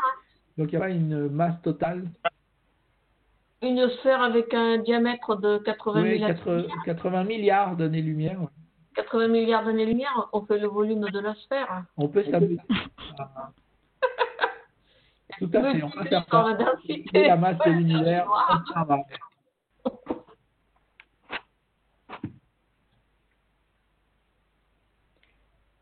Est-ce que ça existe théoriquement une masse négative? Ben oui, c'est l'antimatière qui a la masse négative. Oula, ça c'est un sujet. Alors, la première réponse est non, a priori. Ah. Oui, mais si l'antimatière, elle contient des antiprotons et des antineutrons et tout ça, ça constitue bien une antimatière qui devrait avoir une masse négative. Alors, c'est justement le sens des expériences dont on parlait précédemment au CERN. Il y a des gens qui veulent mesurer est-ce que les antiatomes tombent quand on les lâche ou est-ce qu'ils montent vers le ciel. Mais a priori, du point de vue théorique, ce qui compte, c'est l'énergie. Et selon la formule E égale mc carré, et comme l'énergie c'est toujours quelque chose de positif, la masse c'est toujours quelque chose de positif. Ah oui.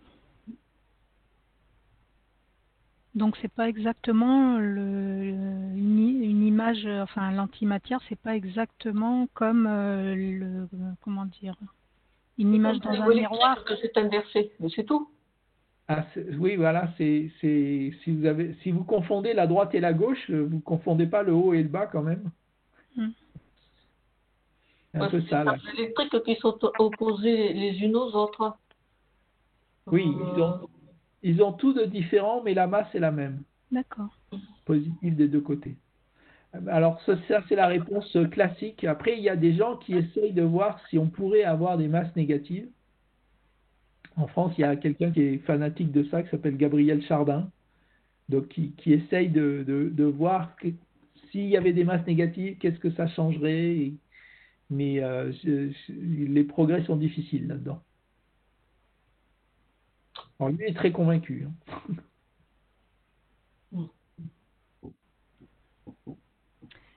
Et la forme... Oui. Vas-y. La forme de l'univers avec les trois modèles en selle de cheval, concave, convexe et plan. Ce que j'arrive pas à imaginer, c'est pourquoi ça a cette forme de feuille un peu incurvée, puisque, enfin moi je l'imaginerais plutôt en volume, même si on imagine un univers avec des rebonds ou même sans Big Bang avec un avant ou un après Big Bang, enfin. Pourquoi est-ce que la selle de cheval, elle pourrait pas continuer pour se refermer en gardant cette forme un peu en vague, on va dire, mais qui se refermerait avec une surface continue? Ouais, vous pouvez essayer, vous verrez que vous n'y arriverez pas. C'est-à-dire mais ça c'est des mathématiques. C'est-à-dire que quand nous on est dans un espace à 3 dimensions. Donc quand on a une surface, on dit qu'on fait en mathématiques, on a fait un plongement de la surface qui est un objet à 2 dimensions dans un espace à 3 dimensions. Et les mathématiciens ont pu montrer que si vous avez une surface qui a une courbure qui est partout négative, ce à quoi vous faites allusion, eh bien à ce moment-là, on ne peut pas la plonger dans R3. Mais on peut la plonger dans R4 ou dans R5. C'est quoi R? C'est l'espace... oui. Les dimensions, les différentes. Voilà, nous on est dans un espace à 3 dimensions. Dans cet espace à 3 dimensions, je ne peux pas avoir une surface qui est partout à courbure négative. Mais si j'étais dans un espace qui a 4 ou 5 dimensions, je pourrais vous montrer une surface qui est partout à courbure négative. Moi j'avais un ami autrefois qui disait que l'univers était torique. Si l'univers est torique à l'intérieur de l'anneau, on a cette espèce de courbe, un selle de cheval, à tout l'intérieur de l'anneau. Tout à fait. Et de l'autre côté du tore... À l'extérieur, c'est sphérique, tout convexe, et puis entre les deux, à la limite entre les deux, c'est plat. Donc on a tout, c'est l'univers est torique. Oui, donc il n'est pas homogène. Ça veut dire qu'il n'est pas... Il est torique, voilà. Il n'est pas le même partout, et du coup, il n'est pas homogène. Et donc, comme notre univers est homogène, ça ne marche pas. Par contre, quand vous prenez une feuille de papier, vous la posez sur un plan, vous êtes sur un espace qui est euclidien, donc plat. Oui. Mais vous pouvez prendre la feuille de papier et la replier, en faire un cylindre. Oui. Et donc là, vous avez un espace qui est plat, mais qui est fermé dans une direction. Ouais. Et vous prenez ensuite ce cylindre et vous recollez les deux bouts du cylindre. Alors si vous faites ça, vous allez froisser votre feuille de papier. Oui. Mais ça, c'est parce qu'on est dans un espace qui a bêtement 3 dimensions. Si on était dans un espace à 4 dimensions ou à 5 dimensions, je pourrais prendre mon petit tube et recoller les deux bouts du tube sans abîmer la feuille de papier, sans la froisser. Aussi facilement que j'ai fait mon cylindre la première fois. Oui. Et si au lieu de faire... Là, vous avez fait un espace qui est plat, puisque c'est toujours une feuille de papier, donc la somme des angles d'un triangle est toujours 180 degrés partout, et c'est un espace qui est refermé dans toutes les directions, et il n'a pas de bord. D'accord. Donc là, on est en train de se poser une autre question qui est la topologie de l'espace. Il n'y a pas de bord, mais il a un volume, on peut être à l'intérieur du volume ou à l'extérieur du volume. Comme un ballon, ben on est dedans, on est dehors. Mais un ballon, c'est une surface, hein, donc vous pouvez être à l'intérieur d'une surface. Oui, ce que vous dites, ce cylindre et les bouts aplatis, c'est bien une surface aussi. Oui, mais ça, c'est pour l'espace à 2 dimensions. Nous, on est dans un espace à 3 dimensions. Et je sais pas, cet espace à 3 dimensions n'est pas plongé dans autre chose. Mais notre espace pourrait très bien avoir ce qu'on appelle une topologie compliquée, c'est-à-dire se refermer sur lui-même dans toutes les directions. Oui. Comme ma feuille de papier. Est-ce qu'on peut imaginer, pour faire le cylindre, au lieu de faire un cylindre classique, on prend une feuille assez grande, on la vrille et on fait un cylindre un peu torsadé, un peu comme les anneaux de Möbius? Tout à fait. Et qu'après on referme les deux bords? Tout à fait. On peut faire des choses compliquées comme ça. Les mathématiciens jouent beaucoup à ce jeu-là. Et donc ça, c'est faire des topologies différentes. J'ai vu une fois un anneau, donc une bande de papier. On l'applique pour faire l'anneau, mais avant, on lui fait faire un demi-tour. Donc il y a un demi-tour dans l'anneau. C'est ça. Voilà. Donc on dit le dessus devient le dessous, et tout ça, donc ça fait un truc bizarroïde. Enfin, mathématiquement, je ne connais pas, parce que je n'ai pas fait des maths assez loin pour ça. Mais oui, c'était une difficulté mathématique. Tout à fait. Et les mathématiciens ont classifié ce qu'on appelle donc les topologies des espaces. Et en fait, on ne sait pas quelle est la topologie de l'espace dans lequel on est. On n'a aucune formule. Non, parce que vous voyez, tout ce dont on a parlé, c'est en réalité la géométrie locale. C'est-à-dire quand je dis j'ai un espace plat, c'est-à-dire j'ai une feuille de papier, mais je ne sais pas comment elle se referme. Et c'est pareil pour notre espace. On sait que l'espace est plat, mais on ne sait pas s'il se referme quelque part, on ne sait pas où, et on ne sait pas comment. Bon, si ça fait une explosion, ça fait une sphère. Hein. Non, mais il n'y a pas d'explosion. Le Big Bang, ce n'est pas une explosion, c'est quelque chose qui se passe partout en même temps. Et le modèle en selle de cheval, est-ce qu'on peut imaginer le prolonger et faire comme une espèce d'oursin, enfin pas un oursin, mais une sorte de sphère avec des picots partout, avec des zones convexes et concaves, avec des sortes de vagues à la surface. Non, ça peut être un hyperboloïde à une nappe. Oula, vous m'entraînez. La surface courbe locale, si vous avez une surface courbure négative, là, en forme de selle de cheval, il y a possibilité qu'elle se referme sur elle-même et d'être parfaitement homogène partout. D'accord. Ou pas. C'est des topologies différentes, mais qui sont... Toutes les possibilités sont possibles, sont envisageables. Je pense qu'on va pouvoir faire une autre conférence pour s'occuper de ce sujet. Bon, je pense qu'on va laisser notre ami